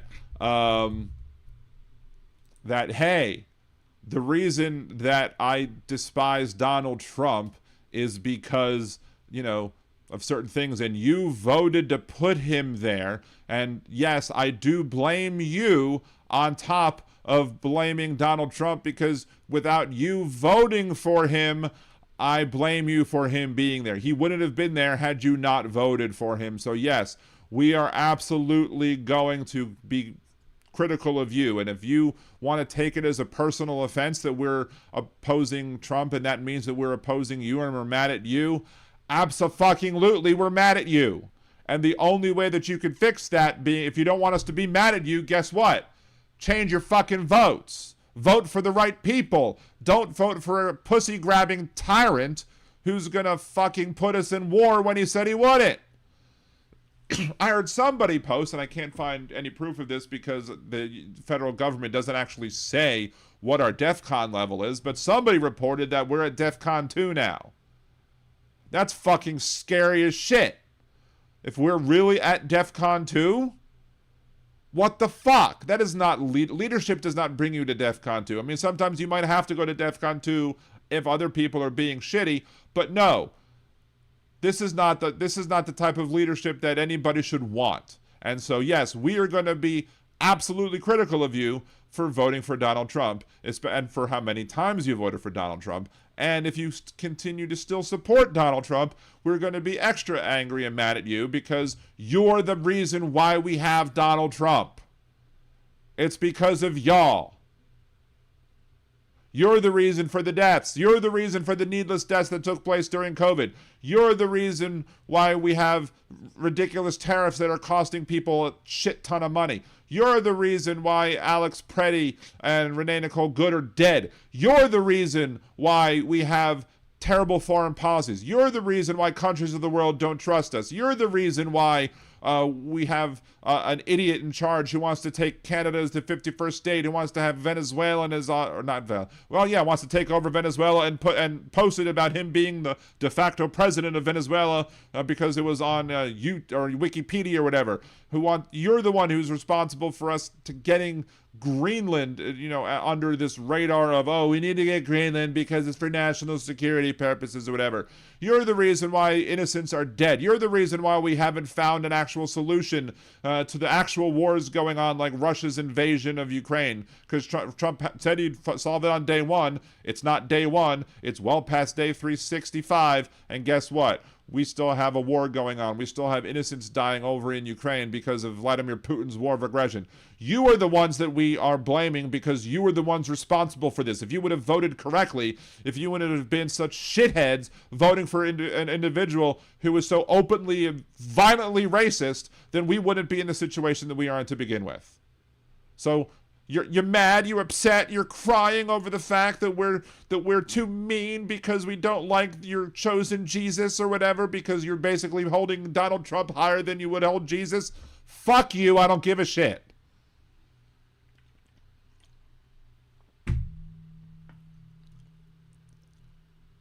Yes, Alyosha, I know ICE has killed more than 2 people. Those are the people who've gotten there's the blind immigrant. Again, I don't remember his name off the top of my head because again, it hasn't gotten as much media coverage as everybody else has gotten. But yeah, ICE has killed many more people than that. There are people who've died in ICE custody. There are people who've been, also deported who shouldn't have been deported.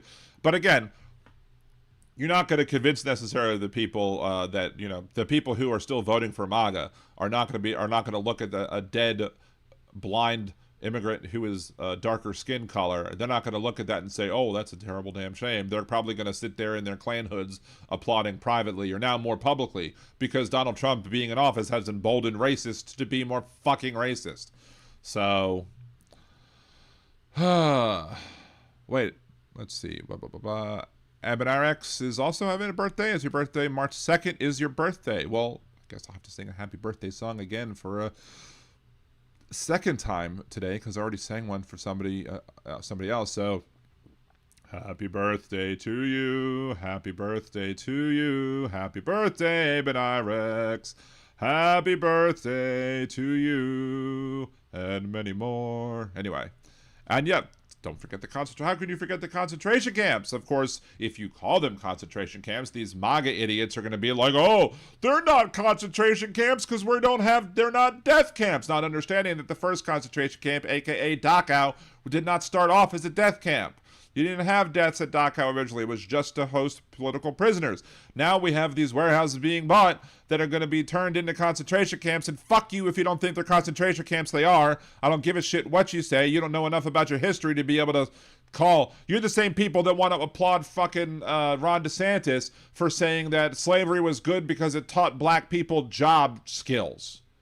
How many slaves didn't make it out of slavery because they fucking died because of them being enslaved? But yet we're supposed to applaud slavery because it gave people job fucking skills? What are you setting up the future as your new work study program? It's just all you got to do is lock people up in prison and then give them slave labor as prisoners, and then they could learn job skills, right? Fuck you, DeSantis, and fuck y'all MAGA folks who don't want to admit the truth when the truth is there. You don't know enough about our history to understand why what DeSantis said was wrong. You don't know enough about history to know why many things that these conservative idiots say are wrong. But yet you're going to sit here and try and judge us and lecture us and talk down to us about whether or not these things that are going to be built are concentration camps. They're fucking concentration camps. The fucking Holocaust Museum clearly states that these things would be concentration camps as concentration camps are defined. You don't need to have them be death camps yet in order for them to be concentration camps. But that being said, I actually do not put it past them if they would say, oh, well, now we have all these concentration camps, all of these warehouses to hold these people who are migrants, we have all of these warehouses here, but now they're getting overcrowded. So how are we going to deal with the overcrowding? Well, then Trump is going to have his solution, and it's going to be a final one. And if y'all don't agree with it, when do you need it to happen? Again, when I talked about Donald Trump and how he was following Hitler's playbook to the letter, he was following Hitler's playbook back in 2016. They're like, oh, well, we don't have death camps, we don't have this, we don't have that. Yeah, because we were not in 1944 Germany yet. We don't want us to get to 1944 Germany. We see the warning signs and we say, people who do this will then do this, and this as well. We don't want to get to those this. We want to stop it here. We wanted to stop it beforehand, but y'all wouldn't fucking listen because what about Hillary Clinton's fucking emails? But what the time to stop Nazism from being from being Nazis, the time to stop it is when you first see the first signs of it, not when you actually get to the point where you start massacring people, because these people are going to be like, oh, they're not death camps yet, and then when they become death camps, these same fucking idiots, these same immoral loser bastards who are all trying to yell at people from their parents' basement because there's this male loneliness epidemic, because nobody wants to fuck y'all, because y'all are a bunch of ignorant douchebags who don't understand how to please a woman. You don't know how to find a goddamn clit. You don't have to know how to do anything on how to make a woman happy, and women are finally realizing that they don't have to settle for your dumbasses. They can find people who are better. So they don't have to settle for your loser asses. And so y'all posting angrily from your parents' basements, with used tissues and lotion over by the side, trying to frickin' explain why Hillary and why Kamala was so bad or whatever, supporting this conservative jackass, and trying to tell me, somebody who's Jewish, somebody who was raised Jewish, somebody who understands the history of my people and how we were massacred and how other people were massacred as well, because it wasn't just 6 million Jews, it was 6 million other people as well, and you're pounding away at your keyboard on your parents' basement between pounding away at yourself, trying to tell me that it's not a fucking concentration camp. Fuck you, fuck yourself. Only hope for humanity for those type of people at this point is pretty much hoping that they have a carbon monoxide leak in their fucking basements and they don't have a warning to set it off. Because that's the only cure for these people, is to have their own stupidity kill themselves. Because I don't want to murder you. I don't want to kill you. I want you to learn. I want you to be better. I want y'all to be better fucking people. I want you to understand, to learn, to understand how to be kind, decent, moral human beings. But you're proving yourselves incapable to do so. These are the type of people that are mad because they get rejected by women and then so they self-castrate themselves. These are the same people who are mad because they have to pay child support and so they burn themselves alive outside of child support hearings. That's the type of red pill MGTOW garbage that comes and that the MAGA movement has all scooped up and been like, oh, here are the poorly educated people that we love, because Donald Trump only loves you if you're poorly educated. He clearly said that if smart people don't like him. And there's a reason why, because we're intelligent and we understand how much of a piece of shit he is. But y'all are too blind and stupid to see it. Oh, we have to run to the middle to make sure that no, fuck that. We don't have to run to the middle all the live long day. Yeah, there are selective districts that we do need to go to, that we do need to support somebody who might be more of a centrist, because that district has been gerrymandered so poorly that we have to support somebody in such a way that won't agree with me many amounts of the times, like your fucking Henry Cuellar's, who Trump pardoned because, he thought he would have an ally in a conservative Democrat, and Henry Cuellar was still smart enough to say, fuck you, Trump, I'm still going to caucus with you. I'm still not going to caucus with you, should I say. It's morons and losers living in their fucking parents' basement crying about how the fact that they're lonely, who are angry about all this stuff, and they see Donald Trump, the pussy grabber in chief, as their hero because he's willing to do something that they're not willing to do because they're not able to do because they're too chicken shit to actually do anything themselves. Now, good for the people around them that they're too chicken shit to sexually assault people like Donald Trump has sexually abused people since he was found civilly liable. These are the same people. This is how dumb you are. When people say, oh, Trump raped E. Jean Carroll, and you're like, well, he wasn't found civilly liable for rape. Yes, he was found civilly liable for sexual abuse. Is that somehow better? Does that somehow make him a good moral human being because he fucking was only found civilly liable for that? No.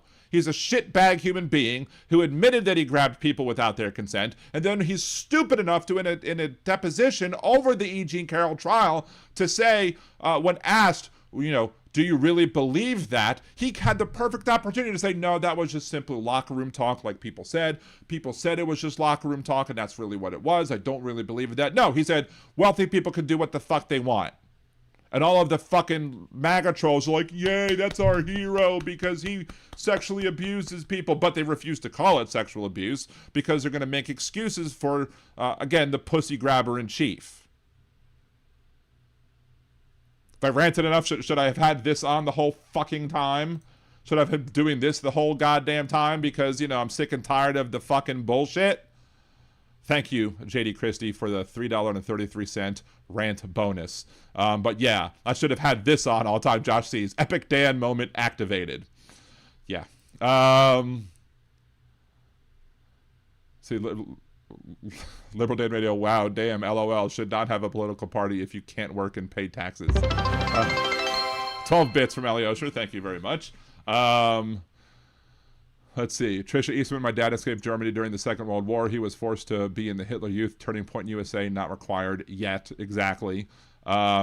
Adrian knew. People forget that Anne Frank didn't die in a gas chamber. She died from tuberculosis because of the horrible living conditions and lack of medical care. Exactly. Joseph Winnie, go Dan, don't hurt the voice. I mean, there's a reason. I was planning on doing more Trump imitations tonight, and that's why I brought myself 2 whole big cups of water to be able to, you know, be able to do the Trump voice and not have my voice be too terribly sore. So, anyway, I wish we could give MAGA brain pills. I wish brain pills existed, right? Typhoid, not TB, and Frank died of typhoid. Okay. I mean, you know, yes, okay, so we got the disease wrong. He still died of a disease because of the poor, cramped living conditions, which is what many of these people are going to have when they're shoved into these warehouses. Concentration camps. Hot tea with honey. I have that later for downstairs, but I did want to make sure that my throat was well lubricated or whatever. Damn. I said some things that I probably wouldn't have said, except for Liberal Dan Radio Talk from Life, Liberal Dan Radio After Dark, but I was on a roll and I wasn't fucking censoring myself on that one. Hell, maybe one of those clips is what I need to go viral. So, anyway, let's pull up. Where is this other winder? There we are. Because we have 2 other things that we still want to go over on the show tonight. It's almost 10 o'clock yet. So Josh goes, get pissed off again. That was great. Anyway, yeah, torture camps used to get people to volunteer self-deportation, all behind closed doors. Welcome Stephen Miller's Darkest Fantasies. Exactly. All right, speaking of pieces of shit,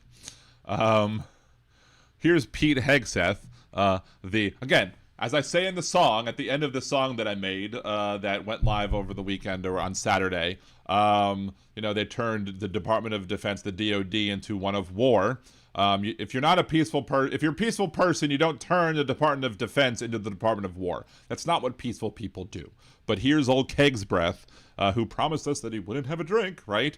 So, JD Christie would have sent a bunch, more bonuses, but I'm broke. As I understand, you're in Trump's economy. So, yeah, here's Keg's Breath talking about scouting. Scouting America has agreed to comply immediately with the provisions of Executive Order 14173. This includes reviewing and replacing politicized, divisive, and discriminatory language throughout the organization, programs, and all publications. No more DEI, 0. Second, the quote, Citizen in Society merit badge that encouraged scouts to explore diversity, equity, inclusion, and identity. They always mask it under a name that sounds great, but it's doing something else. And then asks those scouts to engage in activism on those topics. That badge has been discontinued. Third, Scouting America will modify its policy to make clear that membership will be based solely on biological sex at birth and not gender identity. That means that the application, any application, will have only 2 sex designations, male and female, and the application must match the applicant's birth certificate. Okay. Scouting will also make clear that wait. biological boys and girls will not be allowed to occupy or share intimate spaces together. Okay, so here is, we all understand, we all know that if we follow, we follow Liberal Dan Radio talking about this right. Exactly. You understand, and you've watched this enough that you know that we don't believe anything that comes out of the mouths of the administration, because the administration is full of shit and lies about everything. So why would we believe anything that they have to say about any topic whatsoever? So immediately after this happened, and after Hegseth said this bullshit, Scouting America says transgender kids are still welcome after Pete Hegseth claimed that they weren't.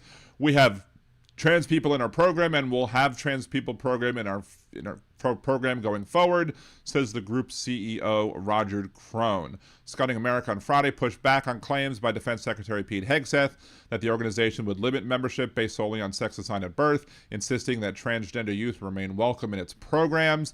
We have transgender people in our program. We'll have transgender people in our program going forward, President and CEO Roger Crone told the Associated Press. The statement contradicts Hegseth's claims about the organization rolling back participation rules amid the Trump administration's dismantling of DEI across federal agencies. In a social media video posted on Friday, Hegseth said Scouting America would modify its policy to make clear that membership will be based solely on biological sex at birth and not gender identity. The application must match the applicant's birth certificate. He also said the organization would ensure that biological boys and girls would not be allowed to share intimate spaces together, toilets, showers, tents, etc. Earlier in the video, he criticized the organization for having welcomed the destructive myth of gender fluidity and transgenderism to infiltrate their membership, probably after taking shots.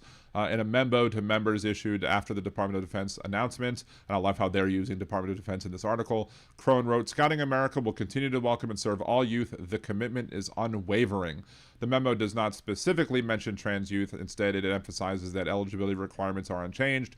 Under a section titled What is Not Changing, the organization states that Scouting will continue to welcome and serve all youth, and that existing registration and youth protection policies remain in place. It is important that our leadership, every one of you, recognize and reinforce Scouting's unwavering commitment to delivering programs that benefit all youth. Several programmatic changes are coming. Scouting America will waive registration fees for children of active duty guards and reserve service members beginning June 1st. According to the statement, it will introduce a military service merit badge and discontinue the Citizenship and Society merit badge to align with Executive Order 14173. The organization will also dissolve its DEI committee, which of course they're still caving to some of the bullshit, but they're not telling trans kids to go. So Pete Hegseth is a liar and a bigot, and he should not be up there at all. Pete's makeup room also has a hairstylist, says Steven Sayers, LOL. So Boy Scouts can no longer getting a badge for helping somebody they know in a wheelchair who is autistic or elderly. Yeah, I mean, helping people is bad under the Trump administration. So why the hell would we believe, anything else, right? I'm going to skip this part about the whole move about Sharia law in Texas because it's just too much. Anyway, too much to talk about tonight, and we still have to get through one more thing, and that is ye old Donnie Boy's speech from today. We want to make sure that we get that covered in a reasonable amount of time. Anyways, let's flip on over to here as well. President Trump holds medal honor ceremony in the East Room. Of course, the medal honor ceremony went way off the rails. I mean, way off the rails. And we're going to be talking about this for a little bit, at least for probably the most of the remainder of the program. And maybe we'll play one or two of the new song videos before ending the show. But I don't think we'll open up the phone lines today because I was too long ranting about the people living in the basement. So anyway. Of their heroic deeds, plant in our hearts a measure of their courage that we might prove worthy of the freedom for which they and generations before them defended. Lord, now let the light of liberty continue to shine on our great nation.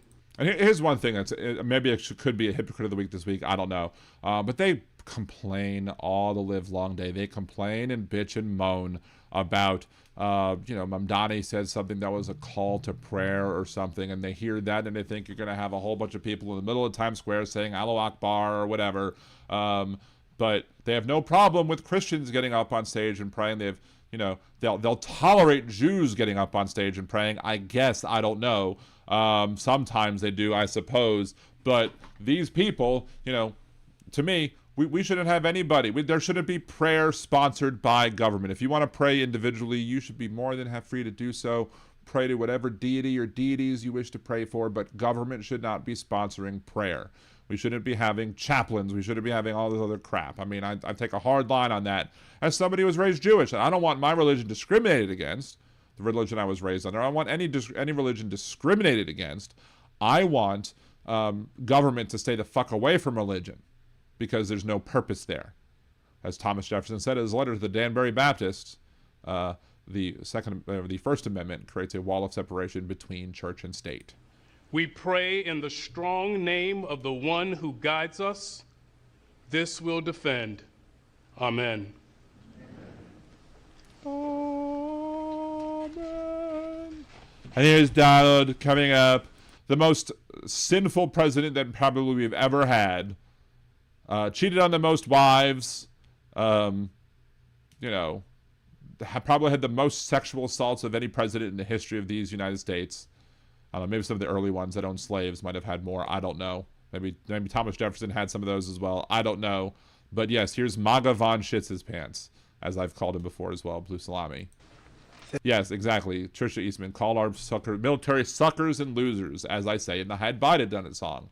But let's hear from President Donald Trump and what he has to say. Hair Fuhrer, or thinning hair Fuhrer, maybe we should call him that. I don't know. The candelabra looks like a crucifix.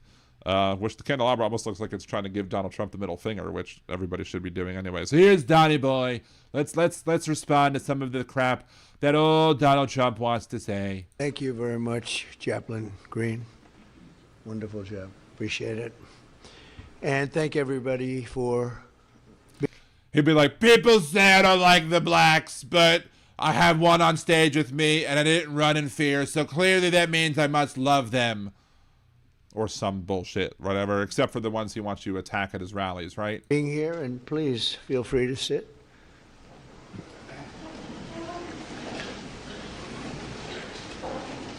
So before we begin... Did he say feel free to shit or feel free to sit? I mean, maybe he wanted everybody else to do it so he could let one go too, right?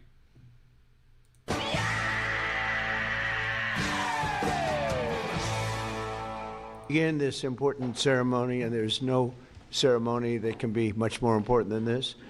There's no ceremony that's much more. There's been no ceremonies greater than this ceremony. But what I'm going to do first is I'm not going to go to that part, and I'm going to talk about myself and how wonderful I am, because everything is about me.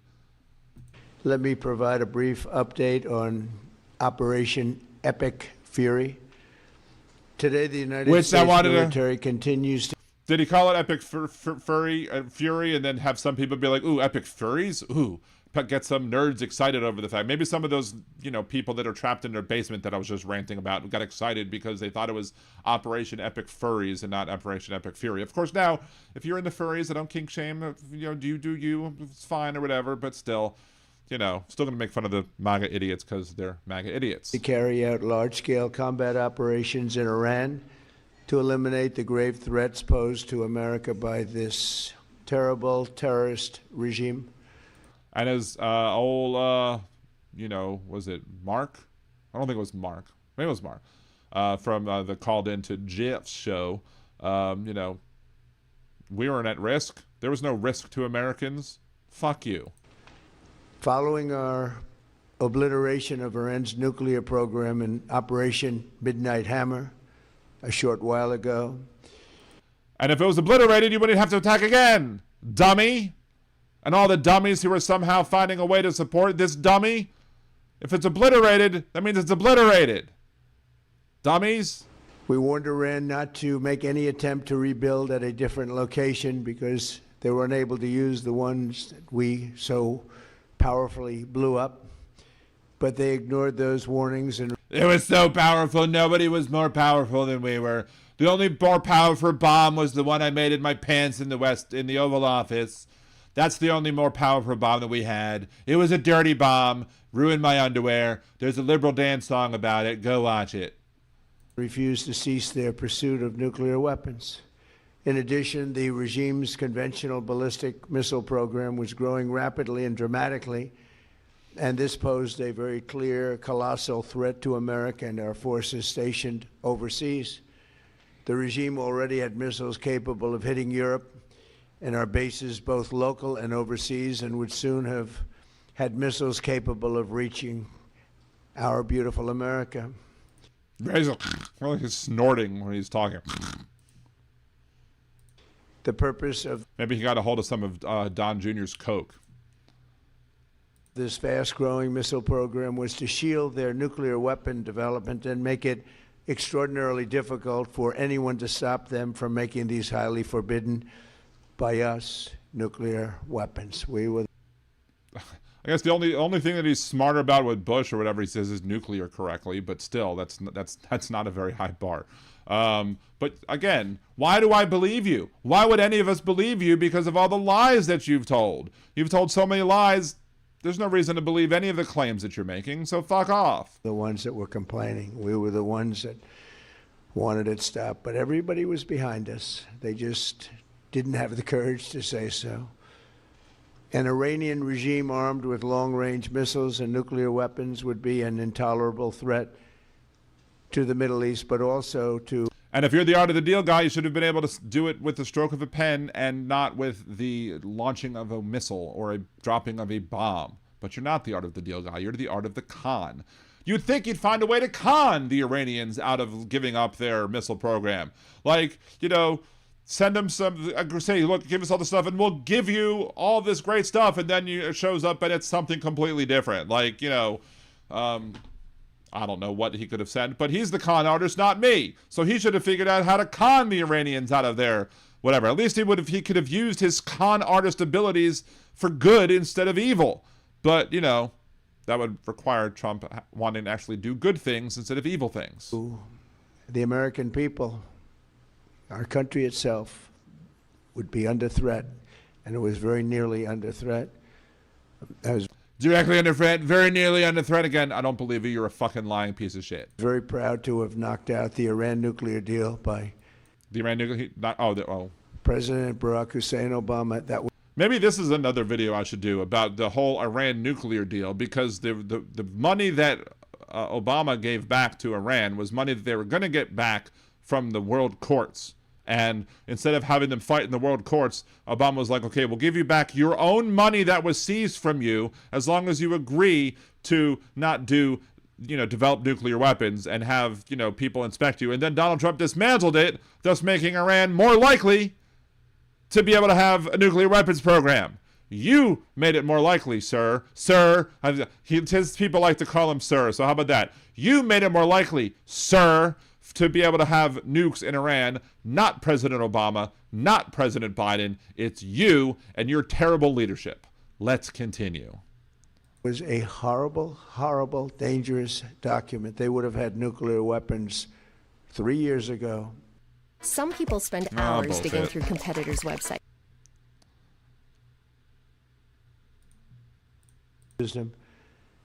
But I'll not let that happen.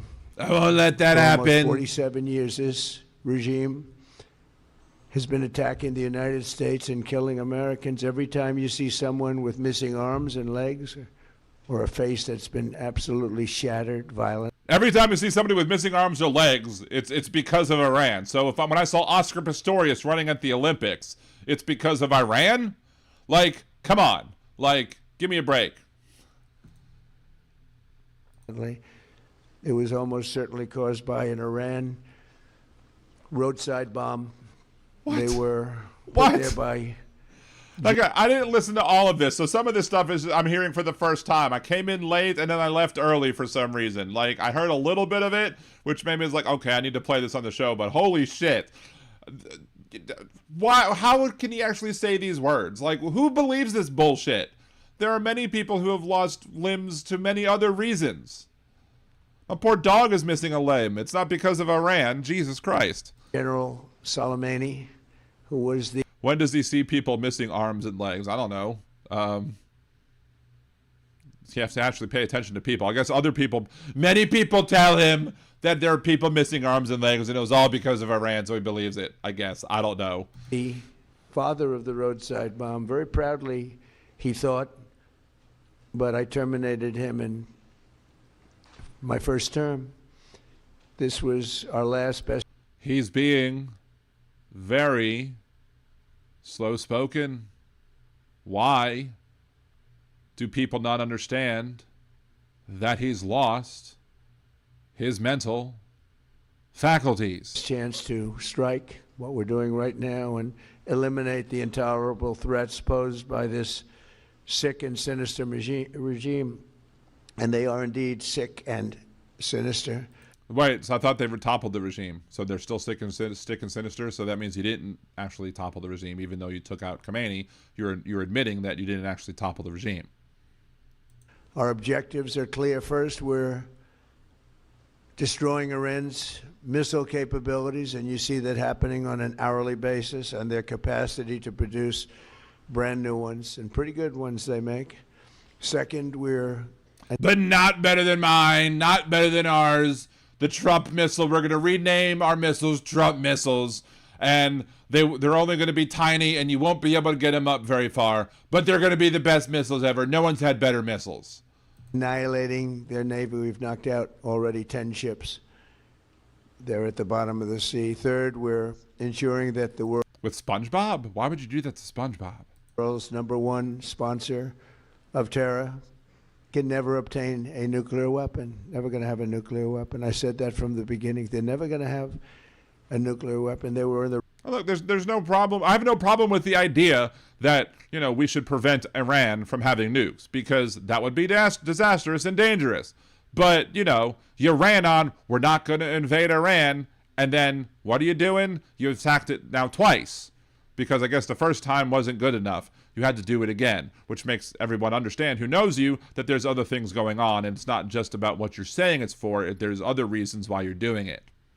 You know, was it going to have Trump Tower in Iran now? Or are they going to call it the Persian Tower, or the Persian Trump Tower, because they're going to rename it then? Or they're just going to rename Iran into Trump-Ran or something like that? Road to getting one legitimately through a deal that was signed foolishly by our country. And finally, we're ensuring that the Iranian... Finally, the raspiness of his voice. He must have even a worse cold or something. Or maybe it's the flu. The Iranian regime cannot continue to arm, fund, and direct terrorist armies outside of their borders. And we thought we had a deal, but then... So they could direct terrorist armies from inside their borders, just not outside their borders. So you're fine with terrorist armies inside their borders, right? That just so we're clear on that, right?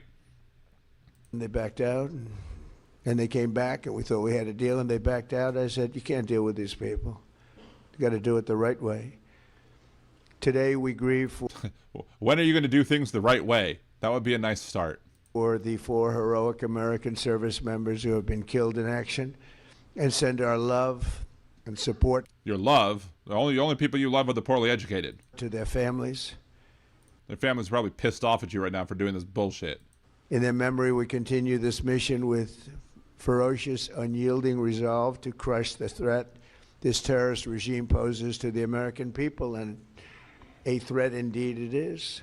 We have the strongest and most powerful. If we have the strongest and most powerful military, that I know you're going to say that I rebuild, even though we didn't need you to rebuild it, because we were still the strongest military when Obama was president. We were still the strongest military when you were president the first time. We were still the strongest military all during the Biden administration. So nothing has changed there. We've been the strongest military in the world for a large portion of our existence as a country. So, you know, go on with your bad self. By far, military in the world. And bad, I mean terrible and we will bad. Easily prevail. So then if we'll easily prevail, then they're not a threat. Right? I mean, they're either a threat or will easily prevail. Make that make sense. You can't, MAGAs. You can't. Already substantially ahead of our time projections, but whatever the time is, it's okay. Whatever it takes, we will always, and we have right from the beginning. Say your words, man. We projected 4 to 5 weeks, but we have capability to go far longer than that. We'll do. There you go. He's saying that part out loud too. We can go longer. The doctors told me that more than 4 hours I need to see a doctor, but we're gonna last weeks or even months or maybe years because, you know, who cares if this is World War III? Whatever somebody said today, they said, oh, well, if the president wants to do it really quickly. After that, he'll get bored. I don't get bored. There's nothing Talk to Stormy Daniels about whether or not the president does things quickly or not. Boring about this. Do you agree with that, Pete? I don't think there's anything, Mr. Jim. There's nothing boring. I'm excited by this. This is exciting stuff. I'm not bored at all. I take lotion and tissues to the bathroom when thinking about this stuff. I don't need Viagra when I'm with Melania because I think about all the people that I'm murdering with my bombs, and that gets me off. General, I think there's nothing boring about it. Somebody actually said from the media, I think you'll get bored after about a week or two. No, we don't get bored. I never get bored. If I got bored, I wouldn't be standing here right now. I guarantee you that. He's bored of peace. That's for damn certain. To go through. And I've noticed many people took my joke. I mean, I posted that video before Saturday Night Live went on air, and Saturday Night Live made the Board of Peace joke. But ever since he created the Board of Peace, I was making the he's bored of peace joke. Well, as soon as it happened, so I'll take credit on that one. I mean, I'm not saying that other people can't independently come up with a joke as well, but still, I like to say when I think of a joke first, I like to say that people listen to Liberal Dan Radio Talk from the Left. That's right. Hallie Osher says Trump has liabetes. Liabetes. I have liabetes. I need liabetes testing supplies, but I don't like them. I want to stop the testing so we don't have to test for liabetes. If you have more testing for liabetes, you have more cases of liabetes. What I had to go through. We also projected 4 weeks to terminate the military leadership, and as you know, that was done in about an hour, so we're ahead of schedule there. Just like a man saying it'll take weeks, and it takes much fewer seconds, much less time. There, by a lot. But please join me in thanking Blue Salami. Come on, McDonald's! Hooray for the cheeseburger! Cheeseburger clots! In every American service member who bravely is standing in harm's way. They really are incredible, and I just want to thank you. We have a lot of them right here. Thank you very much. They're incredible, and each and every one of you dying for me is a risk I'm willing to take, just like Lord Fuckwad. Much. Thank you.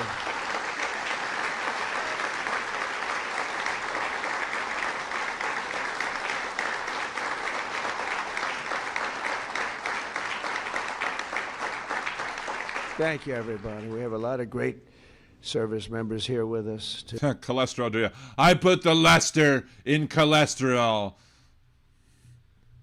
In this beautiful building, isn't it beautiful? We're adding on to the building a little bit. It's this beautiful building. Now we're on to the building again. Oh, the building. I'm such a builder. My parents wanted to call me Bob because I'm a builder, but really I'm Don the builder. Don the con builder. I build so many cons like no one ever believes. This is the part I heard mostly that maybe like, what? We're improving the building. See that nice drape? When that comes down right now, you see a very, very deep hole. But in about a year and a half from now, you're going to see a Why can't you fall down the deep hole? very, very beautiful building. And there's your entrance to it right there. In fact, it looks so nice, I think I'll save money on the doors because it can't get more beautiful than that. I picked those drapes in my first term. I always like gold. I picked those drapes. Now he's rambling. This is the dementia rambling that he's at. Like he's just rambling off script. And there got to be people just going, why is he talking about the goddamn motherfucking curtains? Shut the fuck up, Don. But yeah, the curtains, they're my curtains. I picked those curtains. I should have been an interior decorator, but all the other ones would have said, I wouldn't fit in. but I think we can save a lot of money. I just saved. Alyosha, Donnie is on HGTV. I'm going to have a new show, Don's Cons, the new way to remodel the White House with a lot of your money. I just saved curtains. But I just saved curtains. Now, he can't save jobs. He can't save the lives of the military folks that are serving us. He can't save, money to save his life because, our deficit's still skyrocketing. But he can save the drapes. He can save the curtains, y'all. Aren't y'all happy that Donnie Boy saved the curtains? And it will be. It'll be spectacular. It'll be spectacular. It'll be great, like no one's ever seen. The most beautiful ballroom. I believe it because I built many a ballroom. I believe it's going to be the most beautiful ballroom anywhere in the world. And when you hear all that hammering out there, you know why the First Lady is not thrilled exactly. Because she wishes somebody else was hammering her and not me. And instead, I want to hammer her while I hear the hammering. Because it's hammerception. It's hammer time. I love MC Hammer. He is my favorite black. She said, will the pile drivers ever stop? They go from 6 in the morning till 6 in the morning, 11:30 in the evening. Can you imagine? Here? So much hammering like no one's ever seen. No one's ever seen this much hammering going on. Melania's like, I want to go back to New York City because, I want to hear less noise from outside of a building. Imagine that. You know what? To me, that's a beautiful sound. She doesn't like it. I love it. You know what? To me, other than here, because we're donating it, not a penny to the taxpayer. Yeah, okay. It'll be. But other things are going to go from taxpayer dollars that are going to go directly to you, like your $10 billion lawsuit against the IRS, you stupid con artist. Under budget, ahead of schedule. It'll be under budget, ahead of schedule. I thought the original budget was wasn't it $250 or $300 million, and now it's up to $4. You wanted to chastise the head of the Fed for what you thought was a budget over one that really wasn't, and now this is a budget over one, and you're like, no. And of course, all these people are doing is paying into this fund, and there's no management of this fund, so who knows where the fund is going and how much of it you're siphoning up the top for yourself. And then those people who are donating to the fund are basically going to get special credit and special, they'll give them favors because, they contributed money to his fucking vanity ballroom. 100 million or less. Most people say 400 million or more. No, it'll be less. But when I hear that sound, that beautiful sound behind me, it makes me hard. Sorry. Means money, so I like it. But my wife isn't thrilled. It means money. Exactly. It means money for him. That's the quiet part out loud, the not so quiet part. She said, this is getting crazy. I said, don't worry about it. We'll be all finished up in a few months. That's the first time I've told her I'd be finished in months. Normally, it's about 35 seconds. But now for the reason that we're gathered this morning to recognize. We're gathered here now to recognize me and my greatness and wonderfulness. Oh, wait, I mean the troops. But he still has to make more about himself. The unsurpassed courage of 3 really incredible American heroes, 1 living and 2 no longer with us. So together, we recognize the... J.D. Christie, how much is he giving up to top? I don't know, but, you got to think that he is.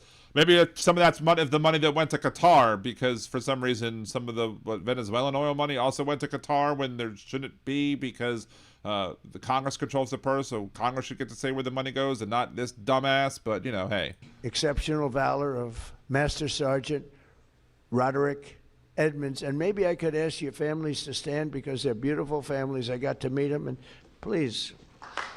They're beautiful families. They all said to me, sir, thank you, sir, for being such a great president, sir.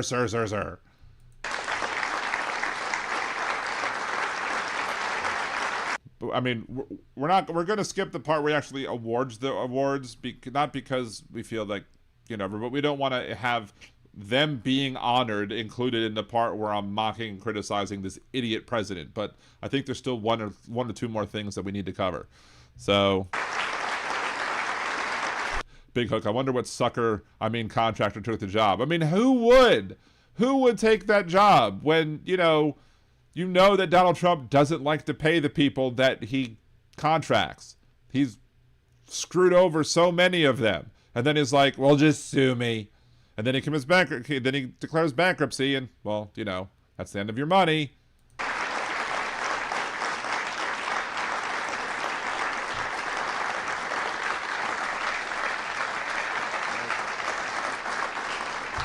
So Staff Sergeant Michael Ollis and Command Sergeant Major Terry Richardson, as they receive our nation's highest military award, the Congressional Medal of Honor.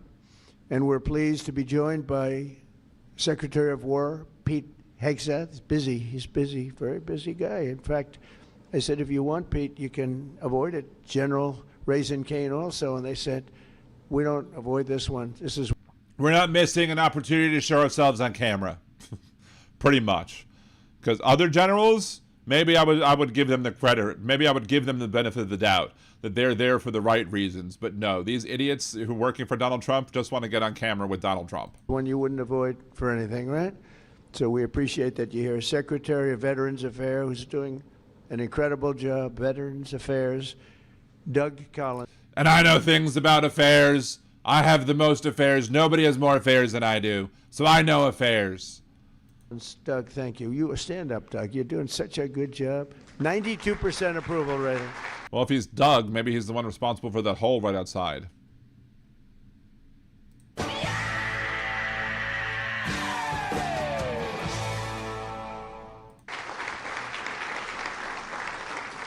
Chairman of the Joint Chiefs of Staff, General Dan Kane, who's known as Raisin Kane. I liked him when I heard that name, Raisin Kane. I said, if it's true, you're my guy. And it's true. It's turned out it's very true. He's a great guy and a great general. Secretary of the Army, Dan Driscoll, and Army Chief of Staff, Randy George. Thank you. Thank you both. If I input, analyze the return.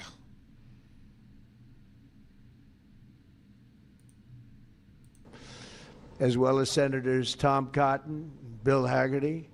You guys were great on television this weekend. I'll tell you what, can't have a better representative than both of you. Thank you very much.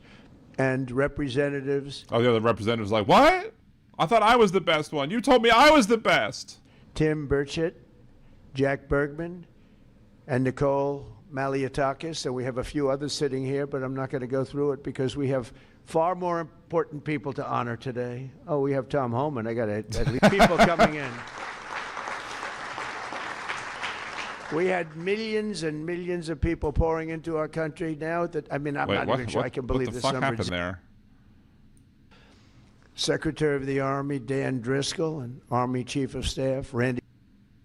So we have a few others sitting here, but I'm not going to go through it because we have far more important people to honor today. Oh, we have Tom Homan. I got it. Then we got the Tom Homan. We got 4 more people. Oh, Tom Homan. At least people coming in. What, Forbes just skipped this? We have millions and millions of people pouring into our country now that, I mean, I'm not even sure I can believe this number is 0, but it is given out. They just skipped. Forbes just skipped a whole part.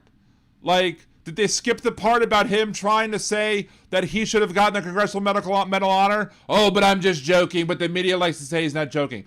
Did they really just... I think that's the part they skipped. I think right now we're seeing Forbes just completely edit out, and poorly, I might add, editing out poorly that him talking about him wanting the Congressional Medal of Honor. Like, maybe I'm wrong. Maybe they skipped something else, but that they clearly skipped something there. Wow.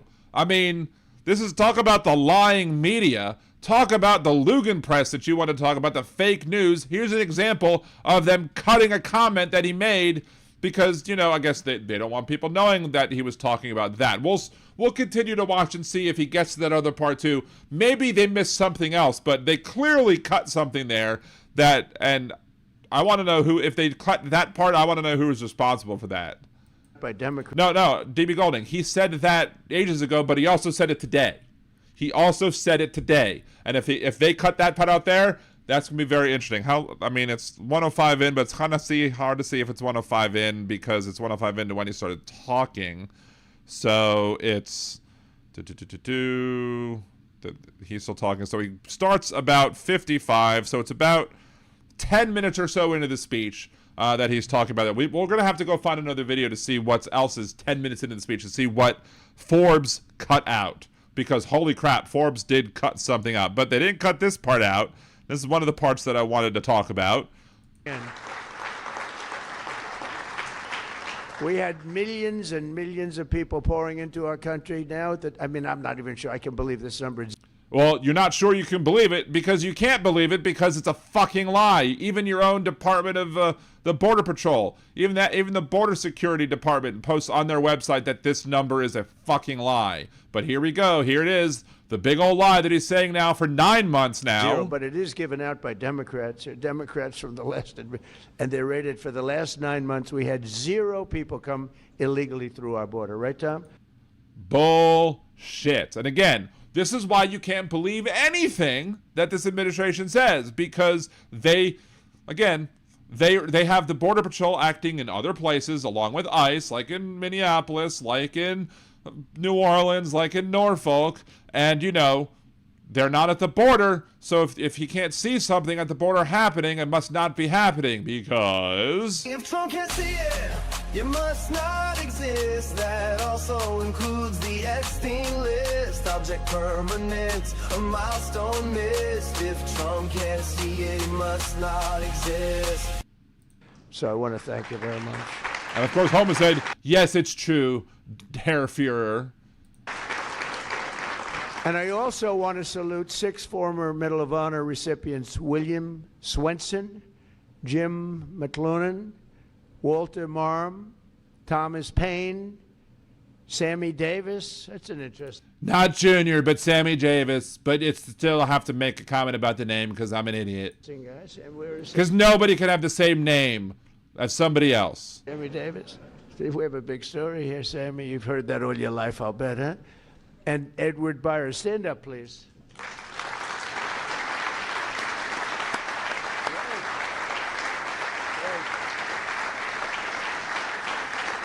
You all look good. We all look good. We remember the ceremonies. All great. It's a great honor. Yeah, I'm sure you remember the ceremonies. There's no greater. I tried for myself. I've tried. Yeah, exactly. Orvimmer, look, squirrel. Numerous times to get one by myself. I keep getting shut down. They say, oh, you there can't it is. do it, sir. There it is again. Bad protocol. There it is. They didn't skip that. Very bad. I would say the worst. But I'm only kidding. I have to say I'm only kidding. Otherwise, the press will come out with, which they actually. I have to say I'm only kidding, even though I'm not only kidding, because I'm telling the truth. I really want it, but I have to say it because the media's going to come after me. You're making this whole thing that's supposed to be about heroes, about your fucking self. That's why we believe that you actually think that you deserve the Congressional Medal of Honor. Yeah, somebody said earlier, somebody should convince you that you need to get to win the Darwin Awards and then show you how to fucking do it. But yeah, here he is. He's saying that. So it was something else that they skipped. Maybe I won't waste yours time tonight trying to find it. Maybe I'll go try and find another example of what it is that Forbes left out that other people didn't, that other people might have included. Who knows if they included it or not. But something got left out.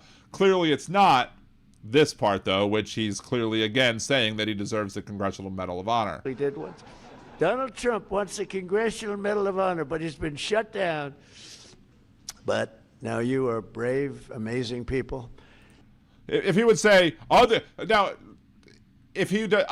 people tell me, his other people tell him line, if he would use that, and he'd be like, other people have told me, sir, you deserve the Congressional Medal of Freedom, the Congressional Medal of Honor. You deserve the Congressional Medal of Honor. And I told them, you know what? These other people deserve it so much more. I mean, I wouldn't believe that either. But at least that would be somewhat like, kind of hyping up the award that they're about it. No, he's trying to denigrate it by saying that he deserves the fucking thing too.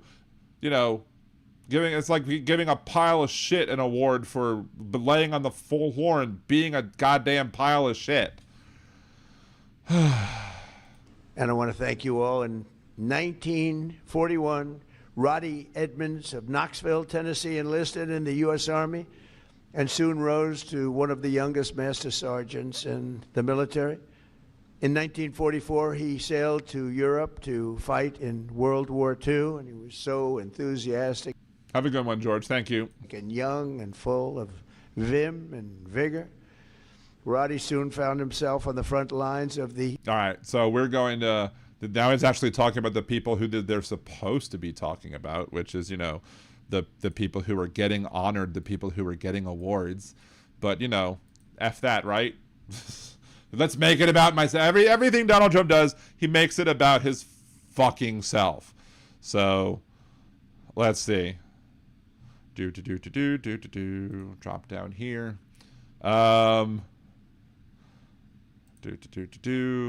We will go ahead now. The We Knew is going to be scheduled for tomorrow. That song will be scheduled for tomorrow morning to go live. However, see, what time does that state?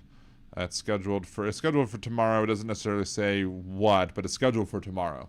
And the only 2 lines of it are mine. But we are going to close the show out today. Again, we're not going to open up the phone lines this time, simply because of the fact that, the show has gone on very long already. So long, longer than anybody. I almost have the show, priapism for the show, and I have to do a couple of things before I end the show. Like, upload the new episode of the Liberal Dan U to make sure that goes live tomorrow, and also upload the Words of Redneck Wisdom, again, to, talk about that as well. And also to start processing the clips so they can go live as well tomorrow as well. So we will play this other video that launched about Donald Trump being a man of peace, and then we'll go and we'll play the final music, outro music, a couple of other songs, and we'll be on our merry way. So thank y'all very much for joining us today. We'll be back Wednesday night, 8 p.m. Central, same bat time, same bat channel. Hope to see you all here. Have a great rest of your night. Remember, if you've not hit that subscribe button, there's still 81 viewers and 70 likes, so make sure to smash that like button on your way out if you haven't smashed it yet already. Make sure to go subscribe if you haven't done so. Do all the other things that help the algorithm, because the algorithm needs more rhythm. And thank y'all very much. Get some Liberal Dan merch as well, as Jolie has said. Go like and share the reel that's pinned, or the Instagram reel that's pinned to both YouTube and Twitch chats as well. So till next time, have a great one. Peace.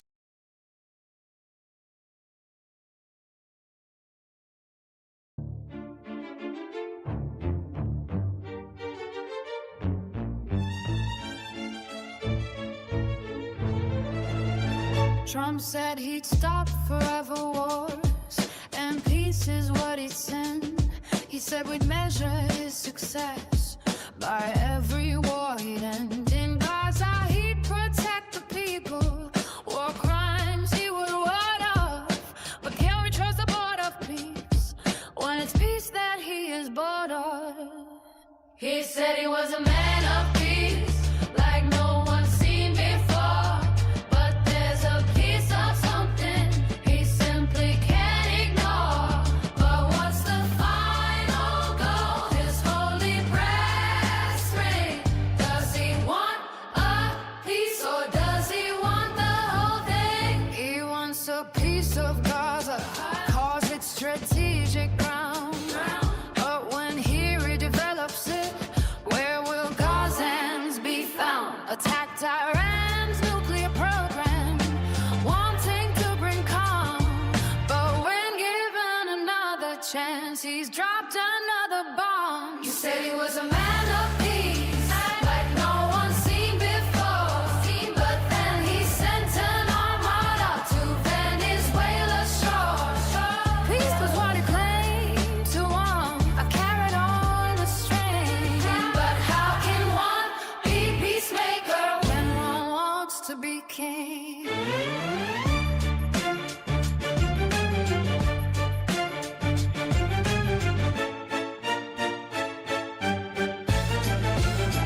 He wants a piece of the courts till the rulings lean. A piece of all the media till truth cannot be seen. A piece of the land to the north, a huge 51st state. A piece of that land of green, he thinks that would be great. A piece of that Nobel Award, a very peaceful pride. A piece of every nation, cutting them up like pie.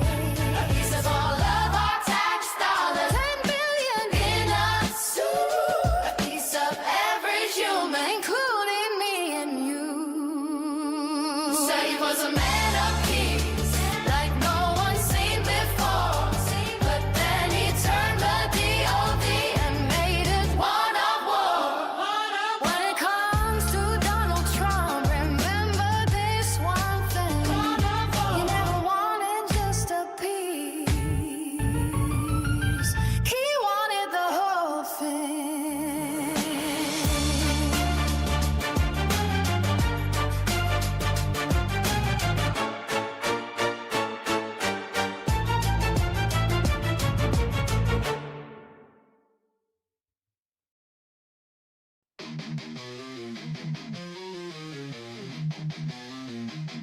They wrote it in the laws, ink still bleeds, treating women like soil, just planting seeds. She's gone, brain dead, not even awake, but the state's got a claim, gonna plant its stake. Say it's God's will, say it's life they protect, but they ain't the ones feeling pain or neglect. From Texas to Georgia, they set the trap. Rights roll back while they smile and clap. Gilead's here, this is true. Hey MAGA fools, they'll come for you too. So I'm gonna jet, see you later. I'm not gonna be a baby incubator.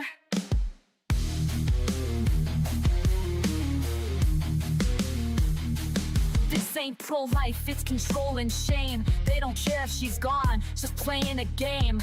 Keep her hooked to machines, cold and still, just a vessel to them, not a human with will. No consent, no voice, no chance to resist. Just laws in place, written with a clenched fist. Hospitals scared, judges playing God. Bodies ain't temples, just stay on pods. Gilead's here, this is true. Hey MAGA fools, they'll come for you too. So I'm gonna jet, see you later. I'm not gonna be a baby incubator. Bands in the dark, they don't care who it kills. Sacking courts while they strip out all of your wills. But we'll fight back, march loud, burn bright. Cause this ain't the end, it's the start of the fight. Gilead's here, ain't no grace. And those leopards are coming to eat your face. So I'm gonna jet, see you later. I'm not gonna be a baby incubator. Not gonna be a baby incubator. Not gonna be a baby incubator.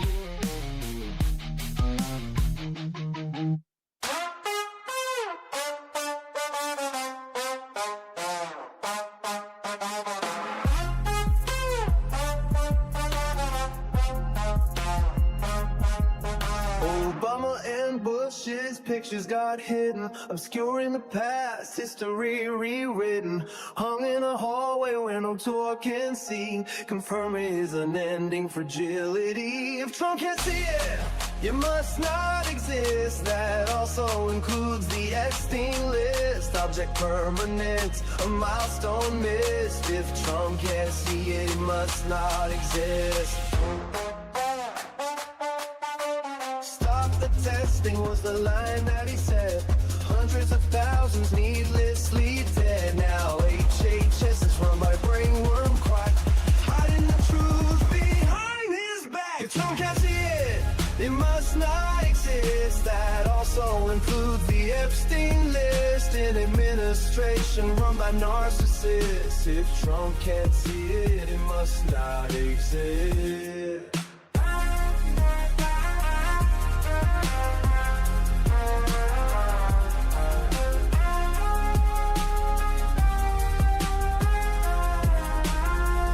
Of documents stacked floor to the wall, top secret folders in a bathroom stall. Charges were pressed but the case was dropped. A corrupt judicial system he can co-opt. If Trump can't see it, it must not exist. That also includes the Epstein list. He'll swear it's fake news, a liberal twist. If Trump can't see it, it must not exist.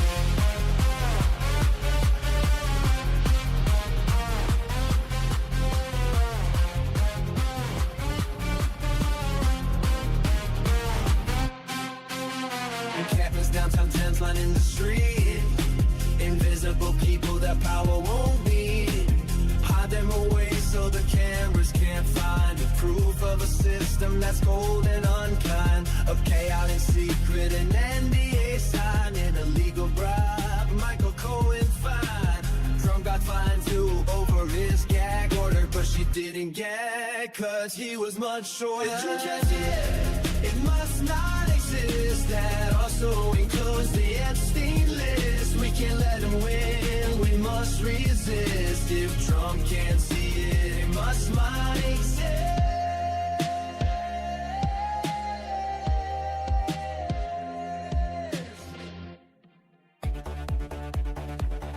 Trump piled debt, trillions tall. Promised Mexico would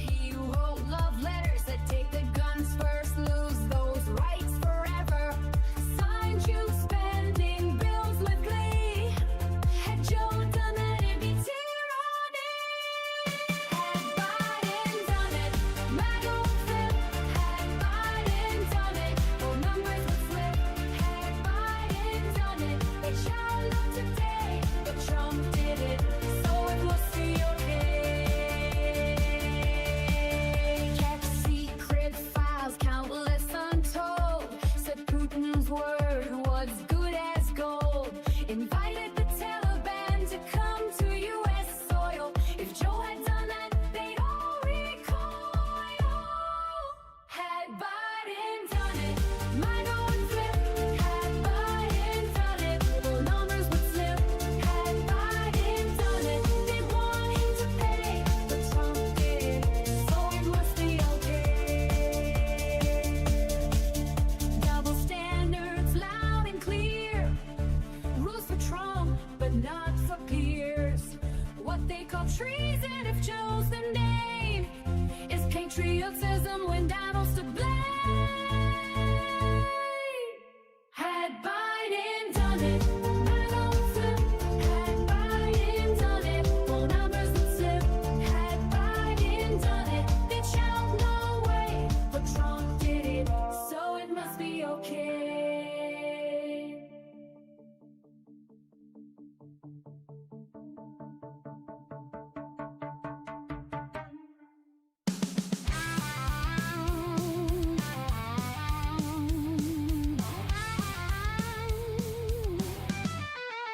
The creative director at WGSO had a little something he thought you should know. When Dan picked on his bits, Steve got real gruff. So Steve called Dan a flake, called him liberal dandruff. Steve thinks that his lines are really clever, but when do people ever like him? Never. Liberal Dan's got better lyrics, this is true. Listen and you'll feel like I do. Liberal Dan, his show is great. Liberal Dan, he goes live at 8. Liberal Dan radio, it's the best, cause Liberal Dan's head and shoulders above the rest. Steve's about to find out his mistake. In this feud, Dan's Kendrick, Steve is Drake. Dan might not be the world's best singer, but he's got more talent in his little finger. Steve thinks that his lines are really clever, but when do people ever like him? Never. Liberal Dan's got better lyrics, this is true. Listen and you'll feel like I do. Liberal Dan, his show is great. Liberal Dan, he goes live at 8. Liberal Dan radio, it's the best, cause Liberal Dan's head and shoulders above the rest.